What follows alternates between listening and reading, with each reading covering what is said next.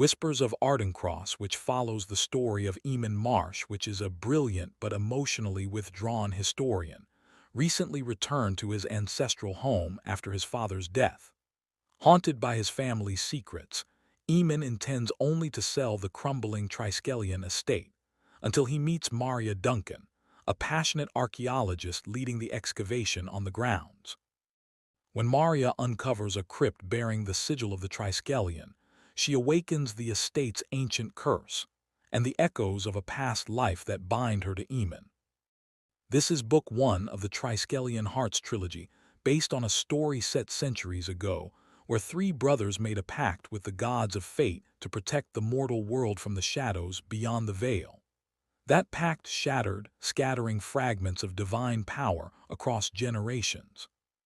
Now three modern men, unaware of their ancient bloodline, are drawn together by a mysterious inheritance: the Triskelion Estate, an ancestral manor on the cliffs of Ardencross, where the veil between realms thins each autumn equinox.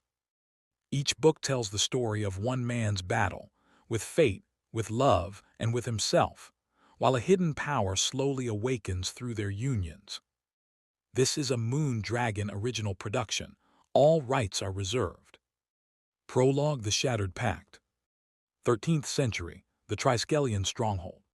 The storm did not rage against the stronghold so much as it was the stronghold, a living, breathing entity of wind and water that lashed the ancient stones perched upon the cliffs of Ardencross. Inside the great hall, the air was still, thick with the scent of damp stone, cold sea mist, and the cloying sweetness of dying herbs strewn across the floor. Three brothers stood in a circle of flickering torchlight, their faces carved by shadow and resolve. Cadden, the eldest, held the silver key. His hands, usually so steady when tracing the lines of ancient manuscripts, trembled. The key of memory felt less like an object and more like a live nerve pulled from the world's spine, humming with the echoes of every sigh, every promise, every tear ever shed. "It is time," he said, his voice cutting through the groan of the wind. To his right stood Ronan, a warrior whose broad shoulders seemed forged to carry burdens. The bronze key of courage pulsed in his grip like a captive ember, its light glinting off the scars on his knuckles.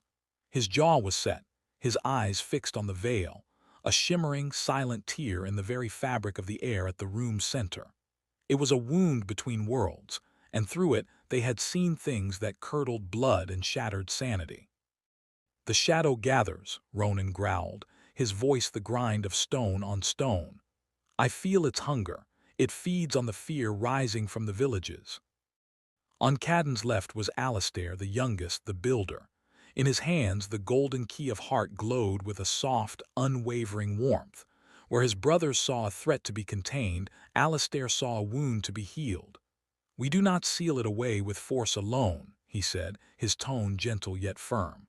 "We bind it with love. That was the pact." The pact. The word hung between them, sacred and terrible. Weeks ago, driven to desperation, they had called upon her. Illyria, the goddess of thresholds and fate, the weaver of destiny's thread. She had answered not with an angelic host, but with a whisper on the tide, a presence that filled the hall with the scent of ozone and night-blooming flowers. She had offered them the keys, three fragments of her own power and a covenant. Guard the veil, and their bloodline would be blessed as keepers. Fail, and the shadow would consume all. Now, the moment of the sealing was upon them. Cadden's gaze was locked on the silver key. With it, he had seen glories, cities of light, libraries of forgotten knowledge, the rise and fall of empires. But he had also seen his own end, the slow decay of flesh, the fatting of his brilliant mind into dust. The vision had festered in him, a splinter in his soul. "Blessed Illyria," Cadden began, the ritual words feeling like ash on his tongue. "We offer our service as guardians. We pledge our blood to hold the line." The veil shimmered, and a figure of light and shifting mist coalesced before them.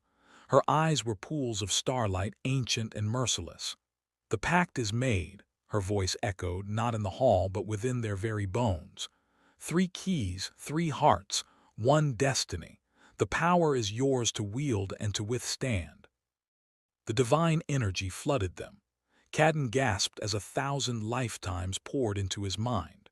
Ronan roared as a fire that could cleanse worlds filled his veins. Alistair wept as the joy and sorrow of every living heart beat in time with his own. It was too much. The intoxicating rush of power, the promise of eternity, it cracked the foundation of Cadden's resolve. The fear of death, his constant, cunning companion, seized its moment. "Why should we be mere guardians," he whispered, his voice rising to a shout, "when we could be gods?" "Brother, no," Alistair cried, his own key flaring in warning. But Cadden was beyond hearing. He focused not on sealing the veil, but on pulling its power through the key of memory, seeking to make it his own, to etch his consciousness into the cosmos itself. "The knowledge will be mine, the immortality." The silver key flared, white-hot and blinding. The delicate balance shattered. A scream tore from the veil, a sound of rending reality. The shadow, which had been held at bay by their united intent, surged through the breach. It was not a creature, but an absence, a maw of pure nothingness that drank the light, the warmth, the very hope from the air. It fed on Cadden's pride, on Ronan's sudden terror, on Alistair's despair. "You have broken the covenant." Illyria's voice was sorrow and fury intertwined. "What was woven in love is torn by pride." The keys blazed, then shattered in their hands, the fragments scattering into the storm like dying stars. "The keys!" Ronan bellowed, drawing his sword against the formless tide, a futile gesture of magnificent courage. "It is lost!" Alistair shouted, throwing his body before his brother's, the fatting light of his key forming a last, desperate shield. "We must contain it." Understanding his catastrophic failure too late, Cadden met his brother's eyes. In Ronan, he saw not accusation but fierce loyalty. In Alistair's, profound grief but also forgiveness. There was only one path left. As the shadow descended to consume them, the three brothers joined hands. They offered not their power but their lives, the last resource of the devoted heart. They poured the entirety of their being, their love for each other and the world they had failed, into the crumbling veil. The explosion of light was silent. It unmade the stronghold, stone from stone, casting it into the sea. It forced the shadow back, wounded and shrieking, into its prison, sealed now not by divine power but by mortal sacrifice. As the waves swallowed the ruins, Cadden's dying thought, his final regret, whispered on the wind a curse and a promise. "When love remembers, I shall rise." The goddess's voice was the last echo in the void, a thread of prophecy spun from the ashes of their failure. 3 hearts to awaken the past, 3 keys to seal the veil, and 3 loves to save them all. Then there was only the endless crash of the sea against the cliffs, and the long, dark waiting. Chapter 1: The Inheritance. The dream was always the same. Eamon Marsh was standing on the edge of a cliff, the wind tearing at his clothes, the taste of salt and regret sharp on his tongue. Before him, a woman with storm-gray eyes and a smile that could gentle the sea reached for him. But as his fingers brushed hers, the cliff edge crumbled and she fell, her name a silent scream on his lips, a name he could never remember upon waking. He jolted upright in his chair, the leather creaking in protest. The dream retreated, leaving behind its usual residue, a racing heart and a profound, hollow ache in his chest. Sunlight, pale and thin, streamed through the leaded glass windows of his Cambridge office, illuminating dancing motes of dust. The dream was a ghost, a misfiring synapse, he told himself firmly. It had no place in the ordered world of historical fact.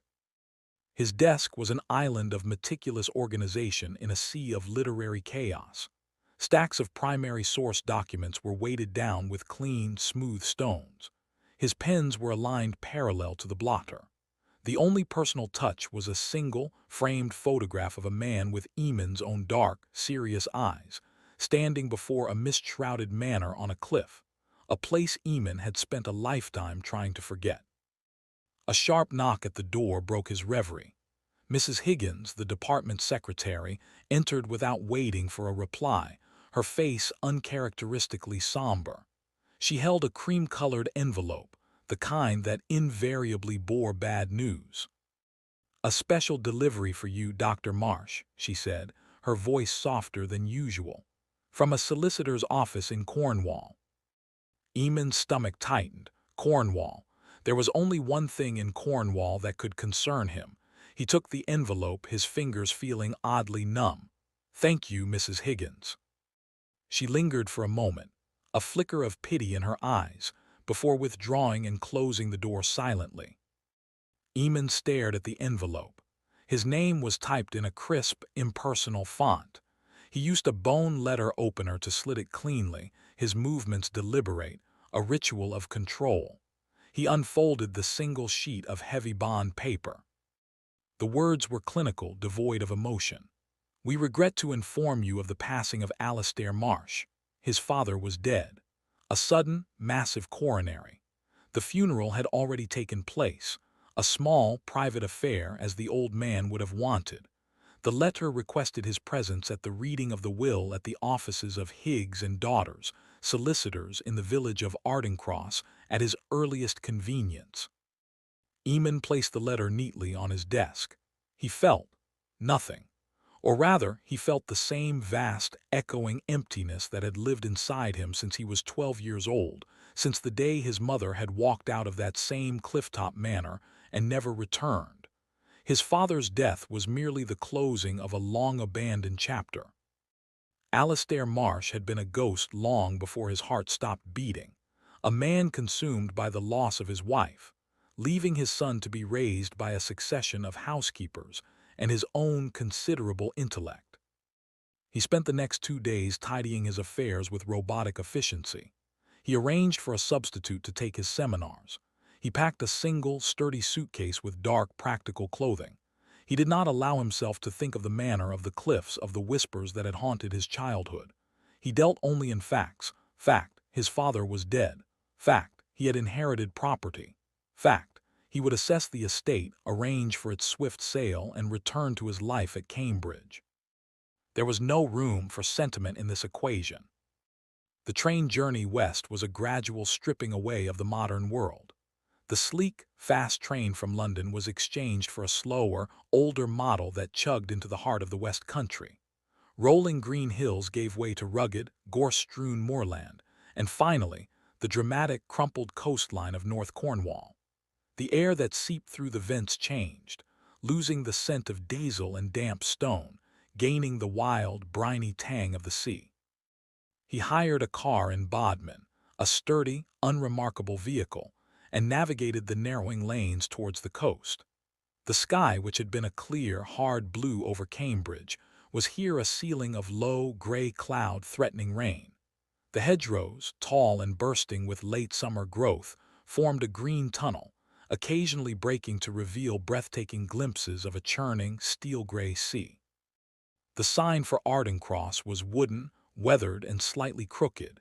He turned down a lane barely wide enough for the car, the branches scraping against the windows like skeletal fingers. And then, the village emerged from the mist. It was a cluster of whitewashed stone cottages with slate roofs huddled around a small harbor. Fishing boats bobbed on the restless water, their masts a forest of naked trees against the sky. It was postcard pretty, yet there was an air of watchful stillness about it, as if the entire village was holding its breath. The solicitor's office was above the village pub, the Mermaid's Rest. The meeting was as brief and impersonal as the letter had been. Miss Higgs, a woman in her 60s with sharp eyes and a no-nonsense manner, handed him a heavy iron key and a folder of deeds. "The estate is yours, free and clear," she said. "Your father left instructions that you were to have it with his regards." She said the last word as if it had a strange taste. "He also left this for you." She slid a small, cloth-wrapped bundle across the desk. Eamon unwrapped it to find a tarnished silver pocket watch. It was cold and heavy in his hand. He didn't open it. "The locals," Miss Higgs said, her tone shifting slightly, becoming more cautious. They're a superstitious lot. They'll treat you with respect, but it's a wary sort of respect. The house, well, the house has a long memory. Best to remember that." Eamon merely nodded, tucking the watch and the key into his coat pocket. He had no time for local superstition. A house was stone and mortar, wood and glass. It did not remember. It simply was. His next stop was the pub below. He needed directions and a stiff drink. The interior of the Mermaid's Rest was dark, warm, and smelled of old wood, beer, and fried fish. The conversation, which had been a low hum, stuttered to a halt as he entered. A dozen pairs of eyes turned to him, their expressions unreadable. He saw the resemblance immediately, the same dark hair, the same severe brow he saw in his own shaving mirror each morning. He was unmistakably Alistair Marsh's son, and he realized with a cold trickle of unease he was unmistakably his mother. He ordered a whiskey from a burly, silent publican and unfolded his map on the bar. "I'm looking for the Triskelion Estate," he said, his voice sounding too loud in the quiet room. The publican placed the glass before him, the amber liquid catching the light from the fire. "You're the Marsh boy, then?" It wasn't a question. He pointed a thick finger towards the headland beyond the village. "Follow the coast road to the end. You can't miss it, though some wish you could." An old man hunched over a pint in the corner chuckled, a dry, rasping sound. "He's got her eyes, he does, the sea witch's eyes." A younger man elbowed him into silence, but the words hung in the air. Eamon ignored them, downing the whiskey in one burning gulp. He placed a note on the bar. "Thank you for the drink." As he turned to leave, the publican spoke again, his voice low. "The house remembers, Mr. Marsh. Mind you don't get lost in what it's got to say." Eamon left without a backward glance, the weight of their stares following him out into the damp afternoon. The coast road was a single track, potholed and slick with sea spray. It climbed steadily, the village shrinking in his rearview mirror until it was just a smudge of white against the immense, brooding gray of the sea and sky. Gnarled, wind-sculpted trees leaned away from the prevailing wind, their shapes tortured and dramatic.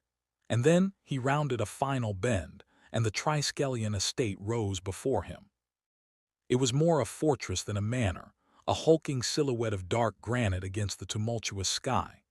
Gothic arches, crenellated towers, and mullioned windows spoke of centuries of defiance against the Atlantic gales. It was partially shrouded in scaffolding, a testament to his father's losing battle against decay and the elements. One entire wing appeared to be a blackened shell, a victim of some long-ago fire. He brought the car to a halt on the gravel sweep, the stones crunching loudly in the profound silence. He sat for a long moment just looking. This was the source of the dreams, the silence, the emptiness that had defined his life. It was both familiar and utterly alien. Getting out, the wind immediately snatched at his coat, whipping his dark hair across his forehead. The air was alive with the roar of the sea crashing against the cliffs far below. He fitted the heavy iron key into the massive, oak front door, carved with strange, swirling patterns that seemed to move in the shifting light. The lock turned with a deep, resonant clunk that echoed through the stone. The door swung inwards, with a groan of protesting hinges. The air that washed over him was cold and carried a complex scent, damp stone, ancient dust, dried lavender, and beneath it all, the undeniable briny breath of the sea. He stepped across the threshold into a vast, high-ceilinged great hall. A grand staircase swept upwards into shadow. Portraits of severe-faced ancestors gazed down from the paneled walls, their eyes seeming to follow him. Dust sheets covered furniture like sleeping ghosts. His polished Oxfords echoed on the flagstone floor. Everything was steeped in a deep, waiting silence, a stark contrast to the raging elements outside. It was the silence of a tomb. It was the silence of his childhood. He walked to the large, grimy window that looked out over the cliffs. The view was breathtaking and desolate. The sea stretched to the horizon, a churning expanse of gray and white. This was his inheritance, not a home, but a monument to loss. As he stood there, a sudden, irrational sensation crept over him, the distinct, unsettling feeling that the house behind him was not empty at all, that it had been waiting, that it had watched him arrive and now, having drawn him inside, it was slowly, patiently beginning to wake. He shook his head, dispelling the fanciful thought. It was just a house, stone and mortar, wood and glass. But as he turned from the window, his eye caught a door at the far end of the hall, almost hidden in the paneling.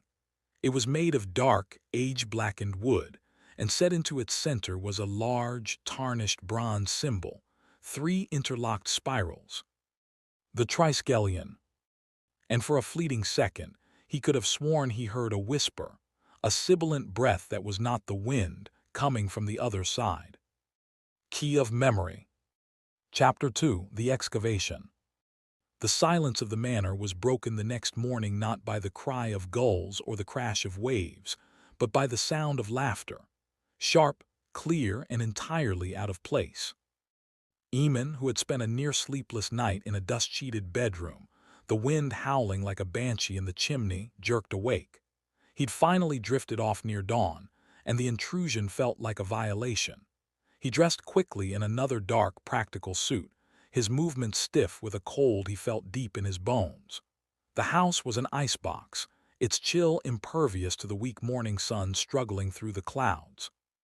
Following the sound, he strode out of the main door and around the side of the manor, towards the headland that stretched out beyond the ruined wing. The sight that greeted him was an affront to his sensibilities. Where there should have been unkempt lawn and gorse, there was a hive of activity. A grid of string and pegs marked out neat squares in the earth. 2 large tents, their canvas flapping in the wind, stood like alien settlements. And people, students by the look of them, were kneeling in the mud, carefully troweling earth into buckets, their chatter and laughter cutting through the solemn air of Ardencross. A hot spike of irritation shot through him. This was his land, his solitude, his problem. He approached the nearest student, a young man with dirt smeared on his cheek. "What is the meaning of this?" Eamon's voice was like the crack of ice, colder than he intended. The student looked up, startled. The dig, sir, the Ardencross Heritage Project." "And who precisely authorized this project?" A new voice, laced with warmth and a thread of steel, answered from behind him. "The Cornwall Historical Trust. The authorization is from 1985, renewed biannually. Your father was quite the supporter." Eamon turned. She stood knee-deep in a trench, a trowel in one hand and a fragment of what looked like pottery in the other. She was unlike anyone he'd expected. In his world, academics were pale, dust-covered creatures who lived in libraries. This woman was sun-kissed, her skin glowing against the simple white t-shirt she wore beneath a practical, mud-stained jacket. Her hair, a rich, unruly chestnut, was tied back in a haphazard knot from which strands escaped to dance around her face in the sea breeze. Her eyes, a startling shade of hazel flecked with green, held his without a flicker of intimidation. "Maria Duncan," she said, offering a smile that didn't quite reach her eyes. It was a professional courtesy. "I'm the lead archaeologist, and you must be Dr. Marsh. We heard you arrived." Eamon felt wrong-footed. She knew who he was. He, the owner, was the interloper. "Eamon Marsh," he confirmed, his tone clipped. "And I was unaware of any ongoing excavation. My intention is to sell the estate. This," he gestured dismissively at the dig site, "complicates matters." Maria's smile tightened. She placed the pottery shard carefully into a labeled tray and hoisted herself out of the trench with an easy, athletic grace that he found unnecessarily distracting. She wiped her hands on her trousers, leaving new smears of dirt.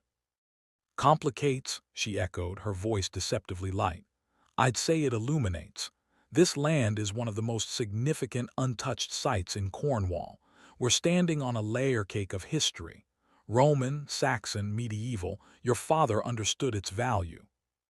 "My father," Eamon said, the word sharp, "was a man prone to fancies. I am a historian. I deal in facts, not local folklore dug out of the mud." A spark ignited in her eyes. It was the same spark he saw in bright, argumentative undergraduates, but tempered by experience and a deep, personal conviction. It was unnervingly attractive. "Facts are exactly what we're unearthing, Dr. Marsh," she retorted, crossing her arms. "Folklore is just history that hasn't been written down yet. It's the memory of the land. Dismiss it at your peril." The memory of the land is a poetic but academically useless concept. What I see is an unauthorized encampment on private property, disrupting the sale of a dilapidated estate. "Unauthorized," she let out a short, incredulous laugh. "I can have the paperwork on your desk within the hour." "And dilapidated," she shook her head, a genuine flash of sorrow in her expression. "You see decay, I see narrative. Every stone here has a story. That wall," she pointed to the blackened shell of the ruined wing, "didn't just burn, it was burned. There's a difference. There's intent." Her passion was a physical force, a warmth pushing against his own cold reserve. It was unsettling. He preferred his debates to be conducted in hushed libraries, with footnotes and peer-reviewed journals, not shouted over open trenches in the wind. "Intent is inferred, Dr. Duncan, not proven. Without a primary source, a journal, a letter, it remains speculation. The kind of speculation that sells colorful books to tourists but holds no water in serious academic circles." He saw the barb land. Her chin lifted a fraction. "I'm well aware of the standards of serious academic circles," she said, her voice dropping, becoming dangerously calm. "I've published in them. But sometimes the earth itself is the primary source. You just have to know how to listen." They stood facing each other, a few feet of churned earth between them. The wind whipped around them, carrying the scent of salt, soil in her, a hint of clean sweat and something else, something wild like rosemary. The students had fallen silent, watching the exchange with undisguised interest. Eamon became acutely aware of his own absurdity. A man in a Cambridge suit, polished shoes sinking into the mud, arguing with a force of nature in hiking boots. He was losing control of the situation, and he despised the feeling. "I will require to see all documentation," he said, retreating into formality. "And a full report of your findings to date. I'll be in the library." "Of course," Maria replied, her tone sweetly acidic. "I'd be happy to bring it to you. It might do you some good to get some of this." She gestured to the rich, dark earth, "on those pristine shoes of yours. Ground you a little." A retort sprang to his lips, but he bit it back. Engaging further would only grant her more authority. He gave a curt, dismissive nod, turned on his heel, and began the walk back to the oppressive silence of the manor. But as he walked, her words echoed in his mind. "The memory of the land. You just have to know how to listen." He shoved the thoughts away. Nonsense. Sentimental, romantic nonsense. Back in the library, the silence felt heavier than before, accusatory. He stared at the hidden door with the Triskelion sigil. Last night's whisper felt like a dream, a symptom of fatigue and the unsettling power of suggestion. But Maria Duncan was no dream. She was a concrete, complicating, and infuriatingly vibrant reality. He sat at his father's old desk, the wood scarred and stained, so different from his own orderly one in Cambridge. He was here to assess, to catalog, to dispose. He was not here to listen to the land, or to a frustratingly beautiful archaeologist who saw stories in the dirt. Yet, as he looked out the window at the team working on his headland, at the woman who was currently laughing at something a student said, her head thrown back to the sky, he felt the first, hairline crack in his meticulously constructed world. The house was silent, but for the first time, Eamon Marsh had the disquieting thought that he was not alone in his listening. Chapter 3: The Library Door. The library was a tomb of forgotten thoughts. Eamon stood in the center of the room, the musty air thick in his lungs. It was a magnificent space, 2 stories high with wrought iron galleries running along the upper level. Books filled the shelves from floor to ceiling, a chaotic jumble of leather-bound spines, their titles faded into obscurity. It was the opposite of his curated university archive. This was a wild, untamed forest of knowledge, and it unsettled him. His encounter with Maria Duncan had left a residue of agitation. Her certainty, her passion, it was an unscientific, emotional approach to history. Yet it had a disconcerting pull. He needed order. He needed to reassert control. He started with the desk, a massive piece of oak scarred by ink and time. The drawers were stiff, complaining loudly as he wrenched them open. They were a jumble of his father's later years, dried-up ink pots, bundles of receipts, sketches of architectural details, and nothing of any real consequence. No personal letters, no journal. It was as if Alistair Marsh had systematically erased himself from the narrative of his own life. Frustrated, Eamon turned his attention to the room itself. His eyes, trained to notice patterns and anomalies, kept returning to the wall opposite the fireplace. The shelves there were built into the dark oak paneling, but the symmetry was off. A section of shelving, filled with mundane agricultural almanacs from the 1920s, seemed shallower than the rest. He ran his fingers along the edge, feeling for a join, a latch, anything. After 10 minutes of meticulous searching, his thumb found it, a nearly invisible depression in the carved leaf pattern of the end panel. He pressed. There was a soft, internal click. He held his breath. Slowly, silently, a section of the bookcase swung inwards, revealing not a shallow cupboard but a doorway. A cold, damp exhalation seeped out, carrying the profound, mineral scent of deep earth and stagnant seawater. Eamon took a step back, his heart hammering against his ribs. This was no ordinary closet. Beyond the door was a narrow space, barely more than an alcove, and set into the interior wall was another door. This one was different. It was made of a wood so dark it seemed to drink the light, age-blackened and dense. It was utterly plain, save for a single, large symbol set at eye level, a bronze Triskelion. The three interlocked spirals seemed to swirl if he looked at them too long. It was the same symbol from his dream, the same one from the family crest carved over the main entrance. The metal was tarnished, but beneath the grime he could see intricate, minute engravings, runes or a language he didn't recognize. There was no handle, no keyhole, just a seamless, forbidding surface. "This is it," a voice whispered in the back of his mind, a voice that sounded unnervingly like Maria Duncan's. The source of the stories, the heart of the mystery. He reached out, his historian's instinct to touch, to feel the texture of the past, overwhelming his prudence. His fingertips brushed the cold, smooth bronze of the sigil. A jolt, like static electricity but colder, sharper, shot up his arm. He snatched his hand back. And then he heard it. Not a sound in the air, but a voice etched directly onto his consciousness, faint yet crystal clear. Key of memory. He stumbled back, crashing into the desk, his breath catching in his throat. He stared at the door, his logical mind scrambling for an explanation. Auditory hallucination. Fatigue. The power of suggestion from the village whispers. Anything but the impossible. Dr. Marsh. The voice from the main library was real, feminine, and laced with a hint of amusement. Maria Duncan. He quickly swung the false bookcase closed, the click of the latch sounding like a gunshot in the quiet room. He turned, attempting to compose his face into its usual mask of detached civility, but he could feel the blood draining from his cheeks. Maria stood just inside the library doorway, a thick folder tucked under her arm. She had changed into a clean, dry sweater, a deep forest green that made her eyes seem even brighter. She looked from his face to the bookcase he'd just closed, her head tilting curiously.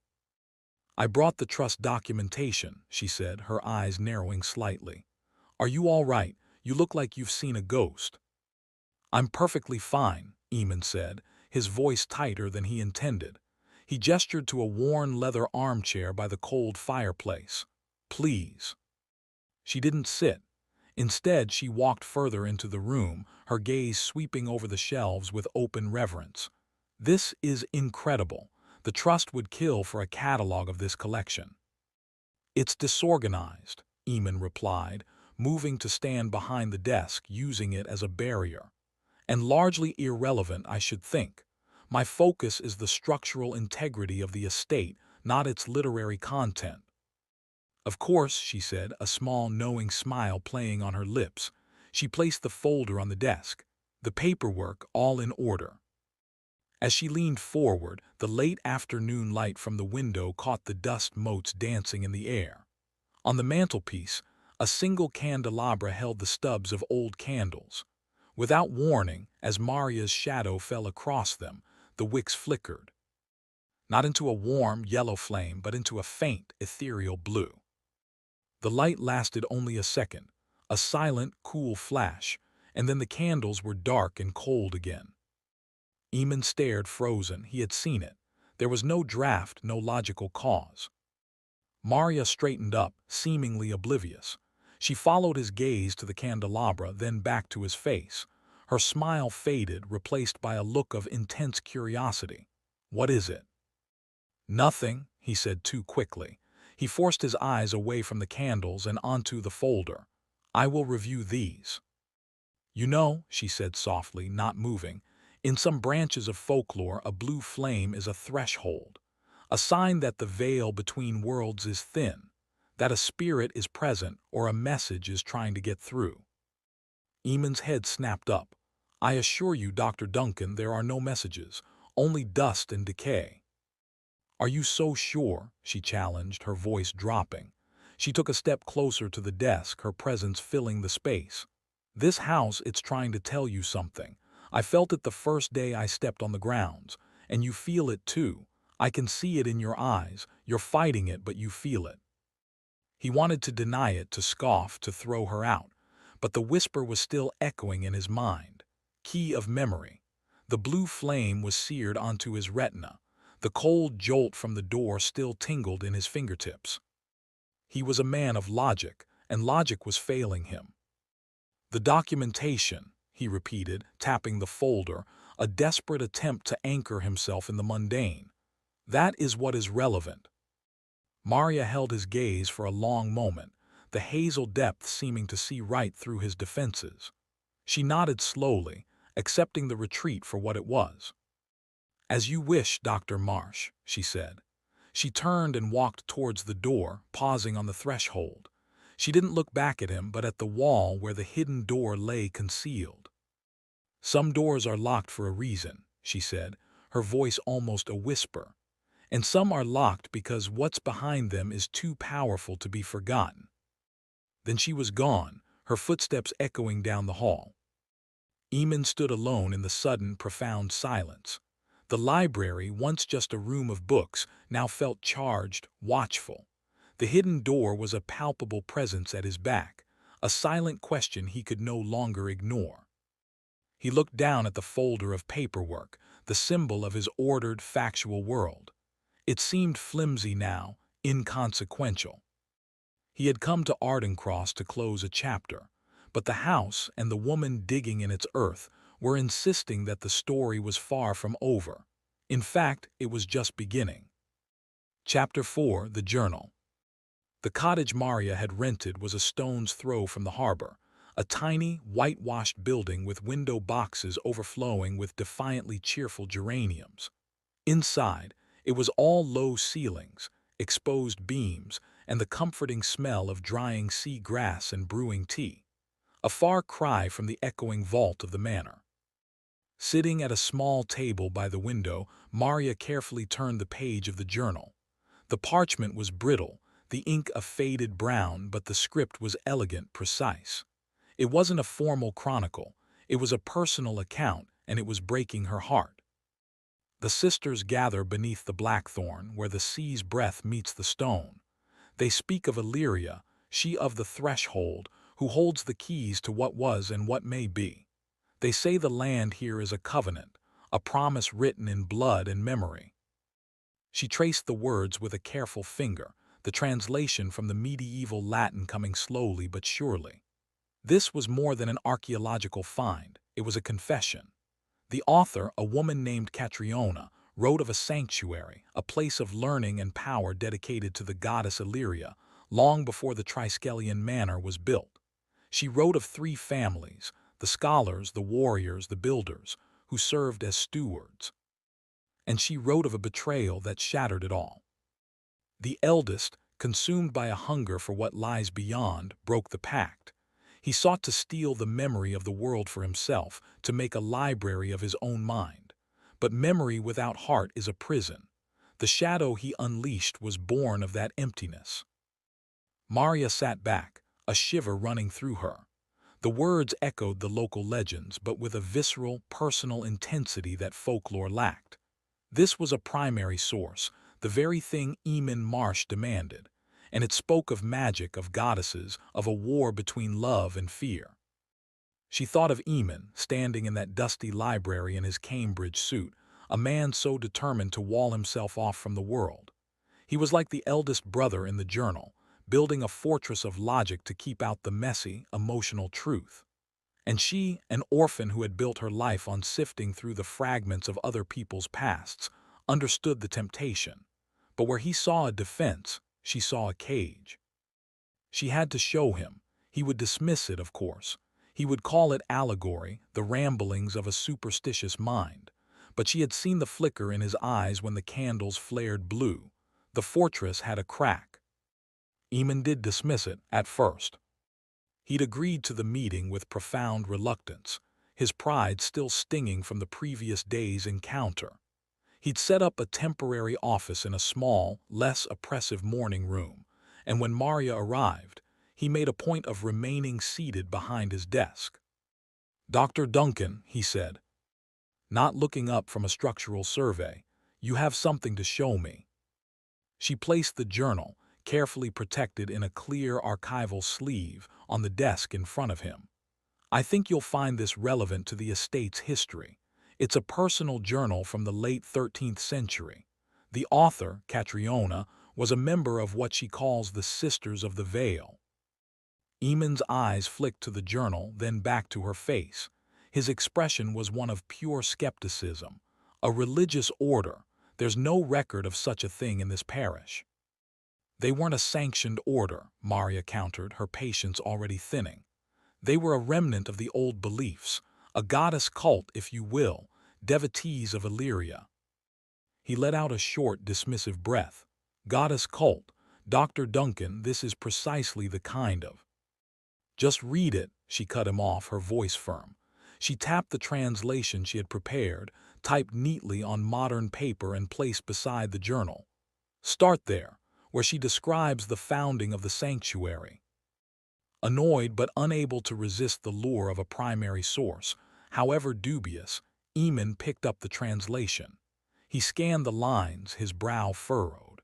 His initial expression of condescension slowly tightened into one of intense focus. He read about the three brothers, the pact, the gifts of the goddess.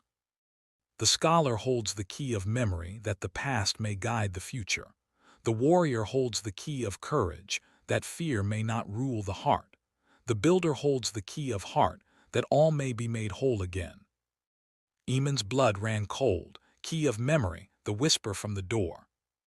He read on, his heart hammering against his ribs. The description of the betrayal was agonizingly vivid. The eldest brother, the scholar, his name lost, trying to seize the power for himself. The shattering of the keys, the brothers' sacrifice. The land drank their blood and remembered their love. The shadow was bound but not slain. It waits in the spaces between heartbeats, fed by forgetting, by isolation. It waits for the three to return, to mend what was broken. He placed the pages down, his hand not entirely steady. The silence in the room was absolute. He could feel Maria watching him, feel the weight of her expectation. "It's a metaphor," he said, his voice hoarse. "A morality tale about the dangers of pride. The keys are clearly symbolic: knowledge, bravery, compassion." "Is it?" Maria leaned forward, her eyes blazing with conviction. "Then explain the door. Explain the whisper. Explain why this journal, written 700 years ago, mentions a key of memory, and you heard those exact words in your library yesterday." He had no explanation. That was the terrifying part. The coincidence was too precise, too damning. "The power of suggestion," he insisted weakly. "You've been immersed in this folklore. You said the words, my subconscious." Eamon, the use of his first name, spoken so softly, stopped his frantic reasoning dead. She had never used it before. It felt like a key turning in a lock. "What are you so afraid of?" The question hung between them, simple and devastating. He looked at her, at the intelligence and empathy in her face, and the walls he had spent a lifetime building felt suddenly, terrifyingly fragile. "I am not afraid," he lied, the words automatic. "I am methodical." "Then be methodical about this," she urged, her voice low and earnest. "This journal is a historical document. It aligns with local legend. It describes events that have a direct correlation to the architecture of this house and the symbol on that door. As a historian, can you truly ignore that?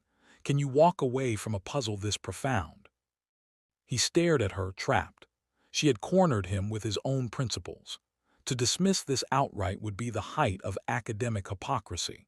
He was a man who devoted his life to uncovering the past, and she had just handed him a Rosetta Stone to his own family's history, however unbelievable it seemed. He let out a long, slow breath, the sound of surrender. "What do you propose?" A triumphant, gentle smile touched her lips. "Collaboration, for academic accuracy, of course." The ghost of their previous sparring was in her words, but the tone was now one of alliance. "I need your expertise in paleography and context. You have access to the estate's private records. Together, we can separate the fact from the everything else." Collaboration. The word was foreign to him. He worked alone. It was safer. But looking at the journal, then at the hidden door across the hall, he knew he was out of his depth. He needed her. Her fearlessness, her intuition, her damned irritating ability to see the story in the stone. "Very well," he said, the words tasting strange. "A collaboration purely academic." "Of course," Maria agreed, her eyes sparkling with a light that suggested she knew it was anything but purely academic. As she gathered her things to leave, she paused at the doorway. "Oh, and Eamon, Catriona mentions a crypt, the heart of the original sanctuary. She calls it the place where memory sleeps. I think we should find it."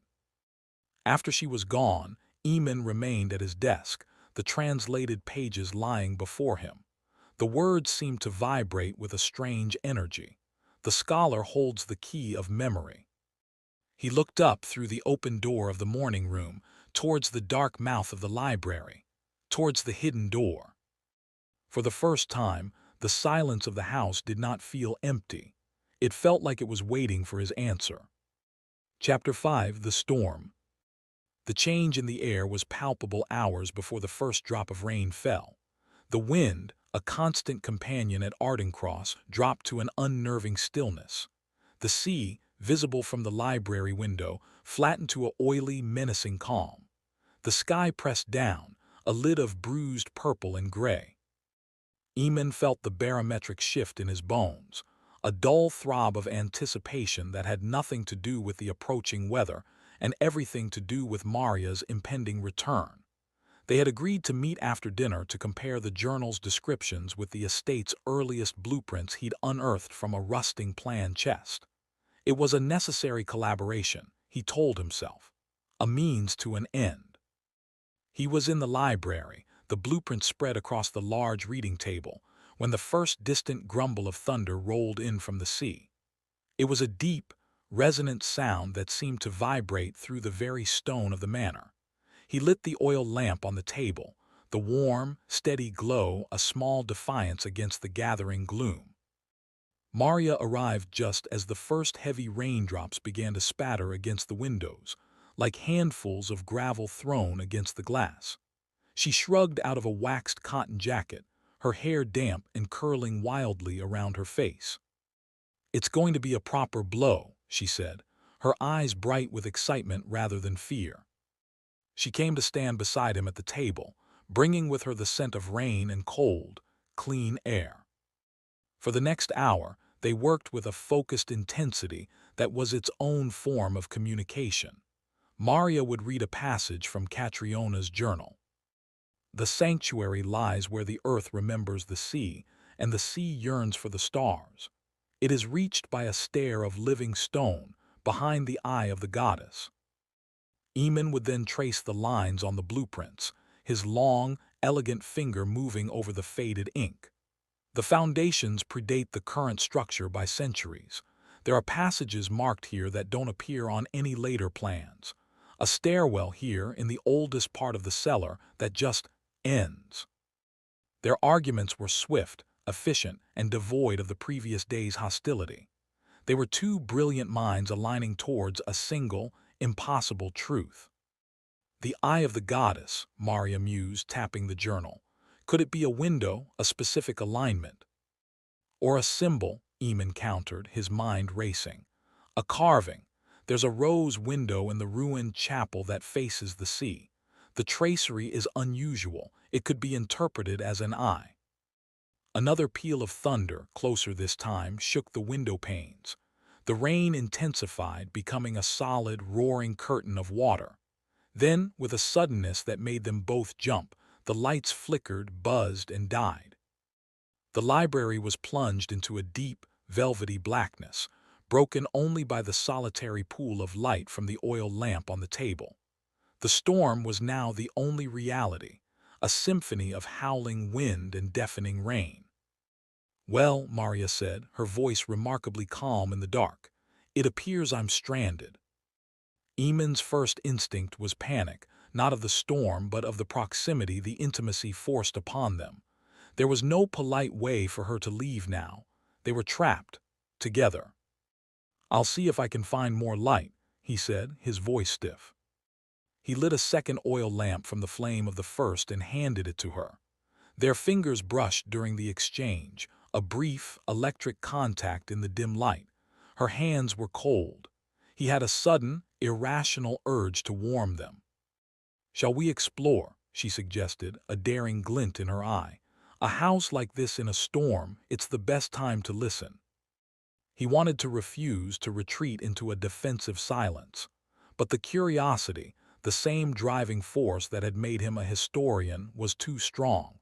The house was speaking, and tonight it was shouting. They left the library, their twin lamps casting long, dancing shadows that leapt and twisted along the cavernous hallways. The manor was a different creature in the dark. Every creak of a floorboard, every rattle of a window latch, was a sentence in a story they were only beginning to understand. They found themselves drawn back to the main hall, at the foot of the grand staircase. The noise of the storm was slightly muted here, but the air was charged, alive. "It's not just a storm, is it?" Maria whispered, her voice barely audible over the din. She looked around, her face illuminated from below by the lamp, making her look both ethereal and profoundly solid. "It feels personal, like the house is feeling everything we're trying not to." Eamon didn't answer. He was watching her, truly watching her, away from the dig site and the professional pretense. He saw the intelligence, the courage, the raw, unvarnished wonder. He saw the woman who wasn't afraid of the dark or the past or him. "Why archaeology?" he asked, the question surprising them both. "You could have chosen a cleaner field, a quieter one." She smiled a little sadly. "I told you, I was looking for belonging. I thought if I could piece together enough broken pieces of other people's lives, I could build one for myself." She met his gaze. "What about you? Why history?" He looked away into the shadows. "Control," he admitted, the word torn from him. "The past is fixed, it's done. You can analyze it, categorize it, understand its causes and effects. It can't leave you." He swallowed, the ghost of his mother a palpable presence in the hall. "Unlike people." The vulnerability in his words hung between them, a fragile new thing. The storm raged, but inside their circle of lamplight, the world had shrunk to just the two of them. Maria took a step closer. Not everything can be explained, Eamon. Some things just have to be felt. He was drowning in the green and gold of her eyes. The logical part of his brain, the part that had been his anchor for 20 years, was shutting down, overridden by a more ancient, more compelling instinct. The air crackled with a tension that had nothing to do with the lightning outside. He saw her gaze drop to his lips. He leaned in, drawn by an invisible, inevitable force. The space between them vanished, filled only with the sound of their breathing and the roaring of the storm. Their lips were a breath apart. He could feel the warmth of her. He was going to kiss her. He was going to surrender. Slam! The sound was immense, a concussion of wood and metal that echoed through the hall like a gunshot. It came from the library. They sprang apart, hearts hammering, the moment shattered. Eamon's lamp swung wildly, casting frantic shadows. Without a word, they both turned and hurried back the way they had come, the spell broken, replaced by a cold dread. The door to the library was closed, but the hidden door, the one with the Triskelion sigil, was now wide open. The false bookcase swung inward, revealing the dark maw of the alcove and the ominous, featureless door beyond. It hadn't been opened before. Eamon was certain of it. They stood on the threshold, staring into the darkness. The wind howled down the chimney, a sound of triumph. The house had not just spoken, it had issued a command. Chapter 6: The Crypt. The open doorway was a void, a square of blackness that seemed to swallow the lamplight. The air that poured out was frigid, carrying the damp, iron-rich scent of deep earth and the unmistakable, briny rot of the sea. It was the breath of the cliff itself. For a long moment, neither of them moved. The storm was a distant roar, secondary to the silent scream of the open door. "It wasn't open before," Eamon said, his voice low and tight. It was a statement of fact, an anchor in a reality that was rapidly dissolving. "I know," Maria whispered. She held her lamp higher, but the light did little to penetrate the gloom beyond the threshold. "It's an invitation." "Or a trap?" She looked at him, her face all sharp angles and determined shadows in the flickering light. "Is there a difference right now?" He had no answer for that. Every rational instinct told him to bar the door, to wait for morning, to call for help, though who he would call, he had no idea. But the pull was undeniable. The journal, the whispers, the storm, the door, it was a chain of logic, albeit a terrifying one, and it led downward. "We should go back to the morning room," he said, the words feeling hollow. "We can't," Maria replied simply. She took a step forward across the threshold into the alcove. She stood before the inner door, the one with the Triskelion sigil. "This is why we're here, Eamon. You know it is." He did know. With a sinking feeling in his gut, he knew that turning away now would be a betrayal of something fundamental, not just to the mystery, but to himself. He moved to stand beside her, his lamp joining hers to illuminate the featureless dark wood. "There's still no handle," he observed, his historian's mind latching onto the practical. "No lock." "Maybe it doesn't need one," Maria said. She reached out, not for the door itself, but to the stone wall beside it. Her fingers traced a seam in the granite that he hadn't noticed. "This isn't just an alcove, it's a passage." She was right. The walls of the small space were not flush with the door.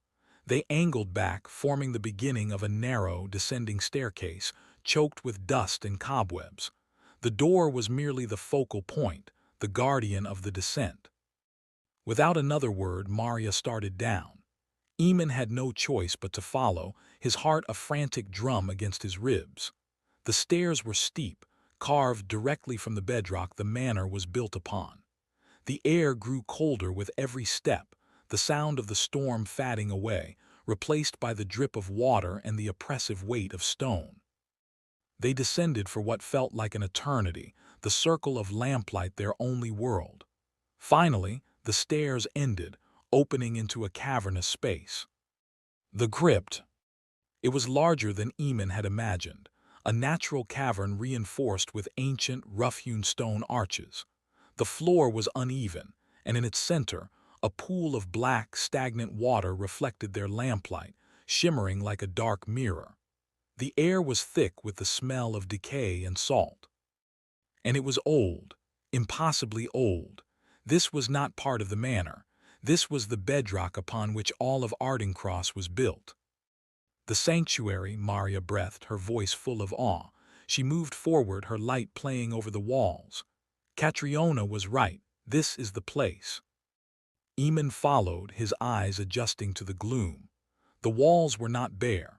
Faded pigments hinted at murals, a goddess with outstretched hands, a spiral of stars, 3 interlocked circles, and there were carvings.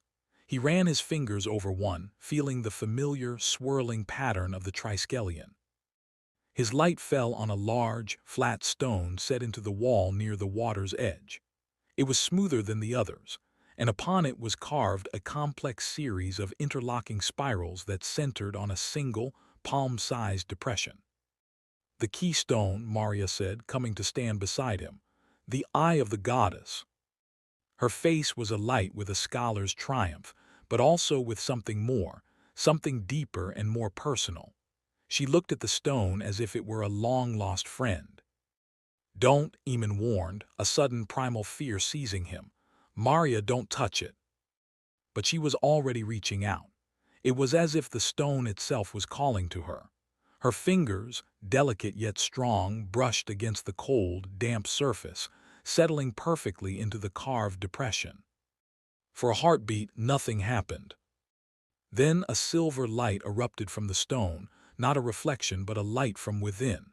It pulsed once, a wave of energy that was silent and shattering. It shot up Maria's arm and she gasped, her back arching, but she did not pull away. Her eyes flew wide, pupils dilating to black pools. The same force hit Eamon, a psychic tsunami that knocked the breath from his lungs. The crypt dissolved. He was Cadden. The weight of a woolen tunic was on his shoulders, not a Cambridge suit. The air smelled of peat smoke and fear, not dust. He held a silver key, its weight a promise and a curse. Isolde stood before him, her storm-gray eyes full of a love so fierce it was a physical pain. Her hair was Maria's chestnut, her smile the same. "We must hide it," she was saying, her voice Maria's voice, layered with another. "The memory must be kept safe. For them." The sound of roaring fire and screaming men echoed from above. Ronan's voice shouting his name. A choice, the key or the woman. He tried to choose both. She was Isolde. The cold water of the crypt was rising, soaking her skirts, pulling her down. She had the key, the silver shard of memory. She had to protect it. He was above Cadden, her love, his face a mask of anguish. "Isolde," the water filled her mouth, her nose. It was not water but memory, liquid time, and she was drowning in it. She saw a man with Eamon's face, his eyes the same, his despair the same. "I will find you," she whispered, the promise a bubble in the dark water. "I will remember." The visions broke. Eamon stumbled back, crashing against the opposite wall, gasping for air. He was himself again, Eamon Marsh, in the 21st century, his heart trying to beat its way out of his chest. The crypt was dark, the keystone's light gone. Across from him, Maria slumped to her knees. Her hands braced on the wet stone floor, her body racked with silent sobs. "Maria," he croaked, pushing himself away from the wall. He fell to his knees beside her, his hands hovering, unsure. "Maria, are you hurt?" She shook her head, unable to speak for a moment. When she looked up, her face was streaked with tears and well water, her eyes haunted by centuries. "You saw," she whispered. He could only nod, his own vision blurring with tears he didn't understand. The grief was not his, but it was. The love was not his, but it felt more real than anything he had ever known. "It was us," she said, her voice trembling. "Eamon, it was us." The logical part of his mind was screaming, constructing frantic theories of shared hallucination, of psychological suggestion. But he had felt the wool of the tunic. He had smelled the smoke. He had known, with absolute certainty, that the woman drowning was the most important thing in any world, in any time. He reached for her, his control, his walls, his carefully constructed life, lying in shattered ruins around him. His hand cupped her cheek, his thumb wiping away a tear. Her skin was ice cold. Her hand came up to cover his, holding it there. Her gaze was locked on his, the past and the present colliding in her hazel eyes. "The house remembers," she breathed, echoing the publican's warning, "and so do we." Outside, the storm reached a new, fevered pitch. But down in the crypt, there was only the drip of water and the sound of two hearts beating in a rhythm that was both new and as ancient as the sea. Chapter 7: Echoes of Lives Before. The climb back up the stairs was a silent, shaky ordeal. The cold from the crypt had seeped into their marrow, but it was nothing compared to the chill of the memories that now lived inside them. Eamon led the way, his lamp casting long, trembling shadows. His free hand occasionally reaching back to steady Maria, whose breaths were still coming in ragged hitches. The contact was no longer about courtesy. It was a lifeline, a tether to the present. They emerged into the library like divers breaking the surface, gasping and disoriented. The storm still raged, but it felt distant now, a mundane turmoil compared to the silent cataclysm they had just survived. The hidden door swung shut behind them with a soft, final click, as if the house had seen what it needed to see. Eamon didn't question it.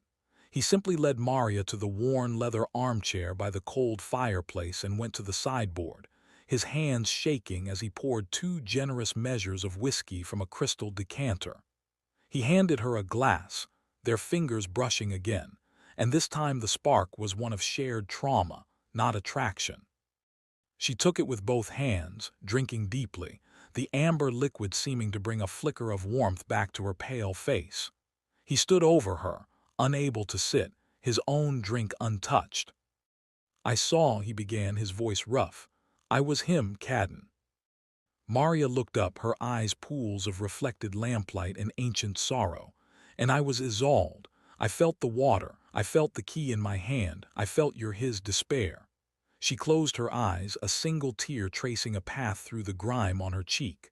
"I felt the love, Eamon. It was absolute." The word hung in the air between them. Love. It was the core of the vision, the brilliant, terrible sun around which the entire tragedy orbited. It was the thing Eamon had spent a lifetime avoiding.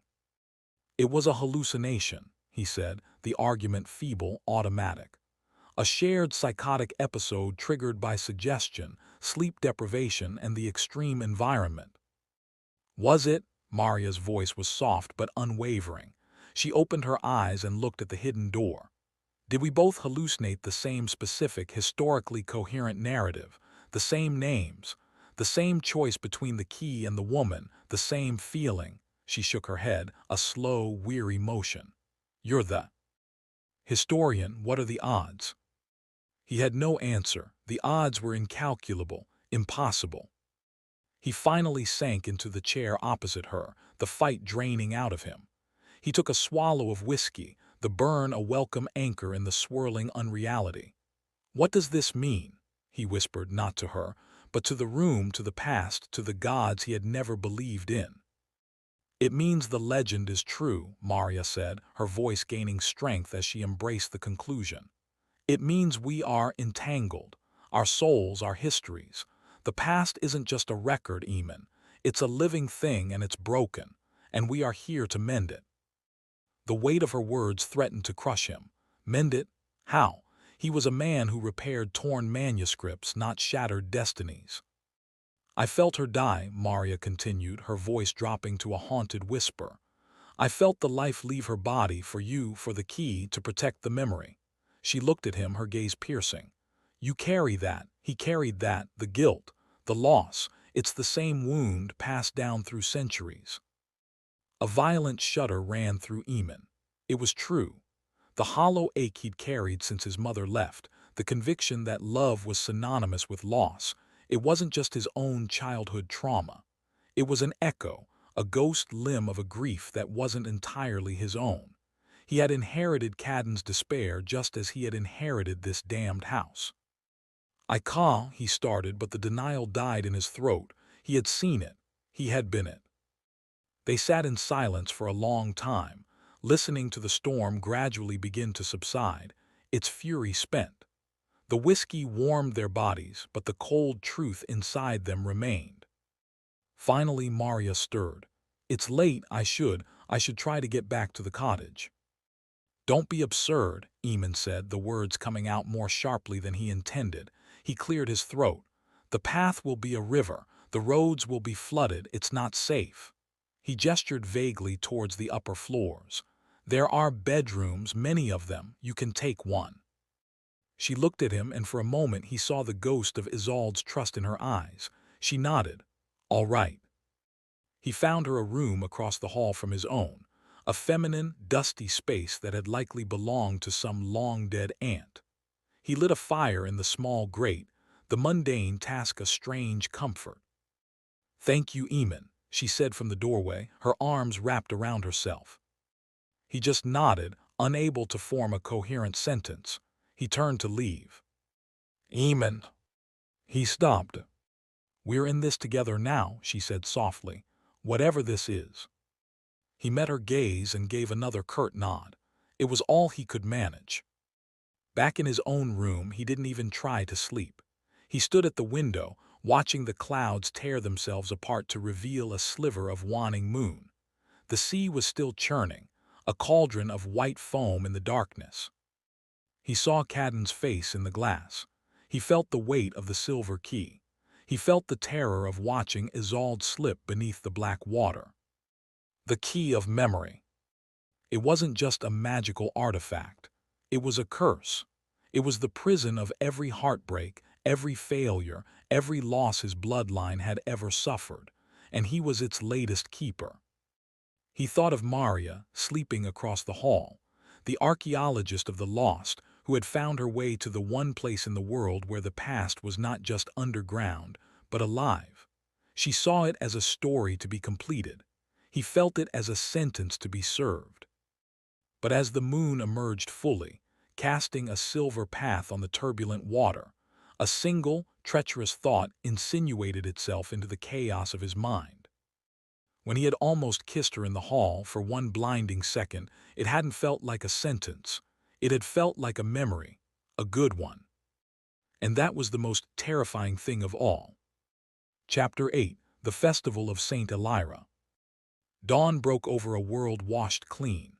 The storm had scoured the sky to a hard, brilliant blue, and the sun glittered off countless puddles, turning the grounds of Ardencross into a field of scattered diamonds. The air was sharp and clean, carrying only the cry of gulls and the distant, rhythmic crash of the sea. Inside the manor, the clarity of the outside world felt like a mockery. Eamon had slept in fitful bursts, his dreams a chaotic montage of drowning women, silver keys, and Maria's face superimposed over Isolde. He woke feeling more exhausted than when he'd lain down. Descending to the kitchen, he found Maria already there, attempting to coax a flame from the ancient Aga stove. She moved with a quiet weariness that mirrored his own. "There's tea," she said without turning, her voice husky. "Or at least there will be." They moved around each other with a new, careful politeness, two bomb disposal experts aware that a single wrong move could detonate the unspoken truths between them. The shared whiskey and trauma of the night had forged a bond, but it was a fragile, brittle thing. "The village," Maria said finally, pouring hot water into a chipped brown teapot. "It's the festival of Saint Elira today. They'll be setting up the square." Eamon stilled. Illyria, the name from the journal, the goddess of the threshold. Saint. Maria managed a faint smile. "The church has a long history of baptizing old gods, turning them into safe, respectable saints. Saint Elira is the patroness of lost things and safe journeys. They hang lanterns and dance. It's beautiful." He heard the unspoken invitation. To step outside the manor's oppressive shadow. To be, for a few hours, just a man and a woman at a village festival, not the reincarnated keepers of a broken pact. "I have work to do," he said, the automatic refusal. "The work is out there, Eamon," she said softly, handing him a mug of tea. "In their stories, in their traditions. This isn't just in the crypt, it's in the blood of this place. You can't understand Ardencross by hiding in its library." He knew she was right. The historian in him, the part that was still functioning, recognized the value of living oral history. And the man, the part that was deeply afraid, wanted an excuse to be near her in the sunlight, away from the ghosts. By late afternoon, the village green was transformed. Strings of paper lanterns in sea-glass colors, aqua, cobalt, silver, were hung between the cottages, waiting for dusk. A wooden platform served as a stage for a trio of musicians tuning a fiddle, an accordion, and a bodhrán. The air was rich with the smells of roasting nuts, mulled cider, and the salty tang of the sea. As Eamon and Maria walked into the square, a subtle hush fell over the crowd. It wasn't hostile, but it was profound. The villagers watched them with a collective, knowing gaze. They saw Alastair Marsh's son, yes, but today they saw something more. They saw the man and the woman from the old story stepped out of the mist and into their midst. An old woman, her face a roadmap of wrinkles, approached Maria and pressed a small, woven bracelet of heather and sea grass into her hand. "For the saint's blessing, my dear," she croaked, her eyes flicking to Eamon with a glint of ancient understanding. "She watches over those who walk the old paths." Eamon felt exposed, his skin prickling under the weight of their silent scrutiny. He wanted to retreat, to dissect the social rituals from a safe, academic distance. But Maria, to his astonishment, slipped her arm through his. "Breathe," she murmured, her voice for his ears only. "They don't bite, they're just remembering." Her touch was a brand through his jacket sleeve, both comforting and terrifying. He was acutely aware of the warmth of her, the solid reality of her beside him, anchoring him in the present even as the past pressed in from all sides. As twilight deepened, the lanterns were lit, casting a soft, multicolored glow over the square. The music started, a lively Celtic reel that set feet tapping. Eamon and Maria stood at the edge of the dance, watching. Then the music slowed. The reel melted into a haunting, ancient waltz. The fiddle sang a melody that was both joyous and sorrowful, a tune that spoke of love found and lost across countless generations. The crowd seemed to part, creating a path to the center of the dance floor. Maria looked up at him, her eyes reflecting the lantern light, turning them to liquid gold. She didn't say a word. She didn't need to. Every instinct told him to refuse, to make an excuse, to flee. But the memory of the crypt was too fresh, the vision of Isolde's loss too acute. Here was a chance to hold her, not as she drowned, but as she lived. He led her onto the floor. His hand found the small of her back, hers settled on his shoulder. Their free hands joined and they began to move. He was a competent dancer, taught in stuffy Cambridge ballrooms, but this was different. This was instinct.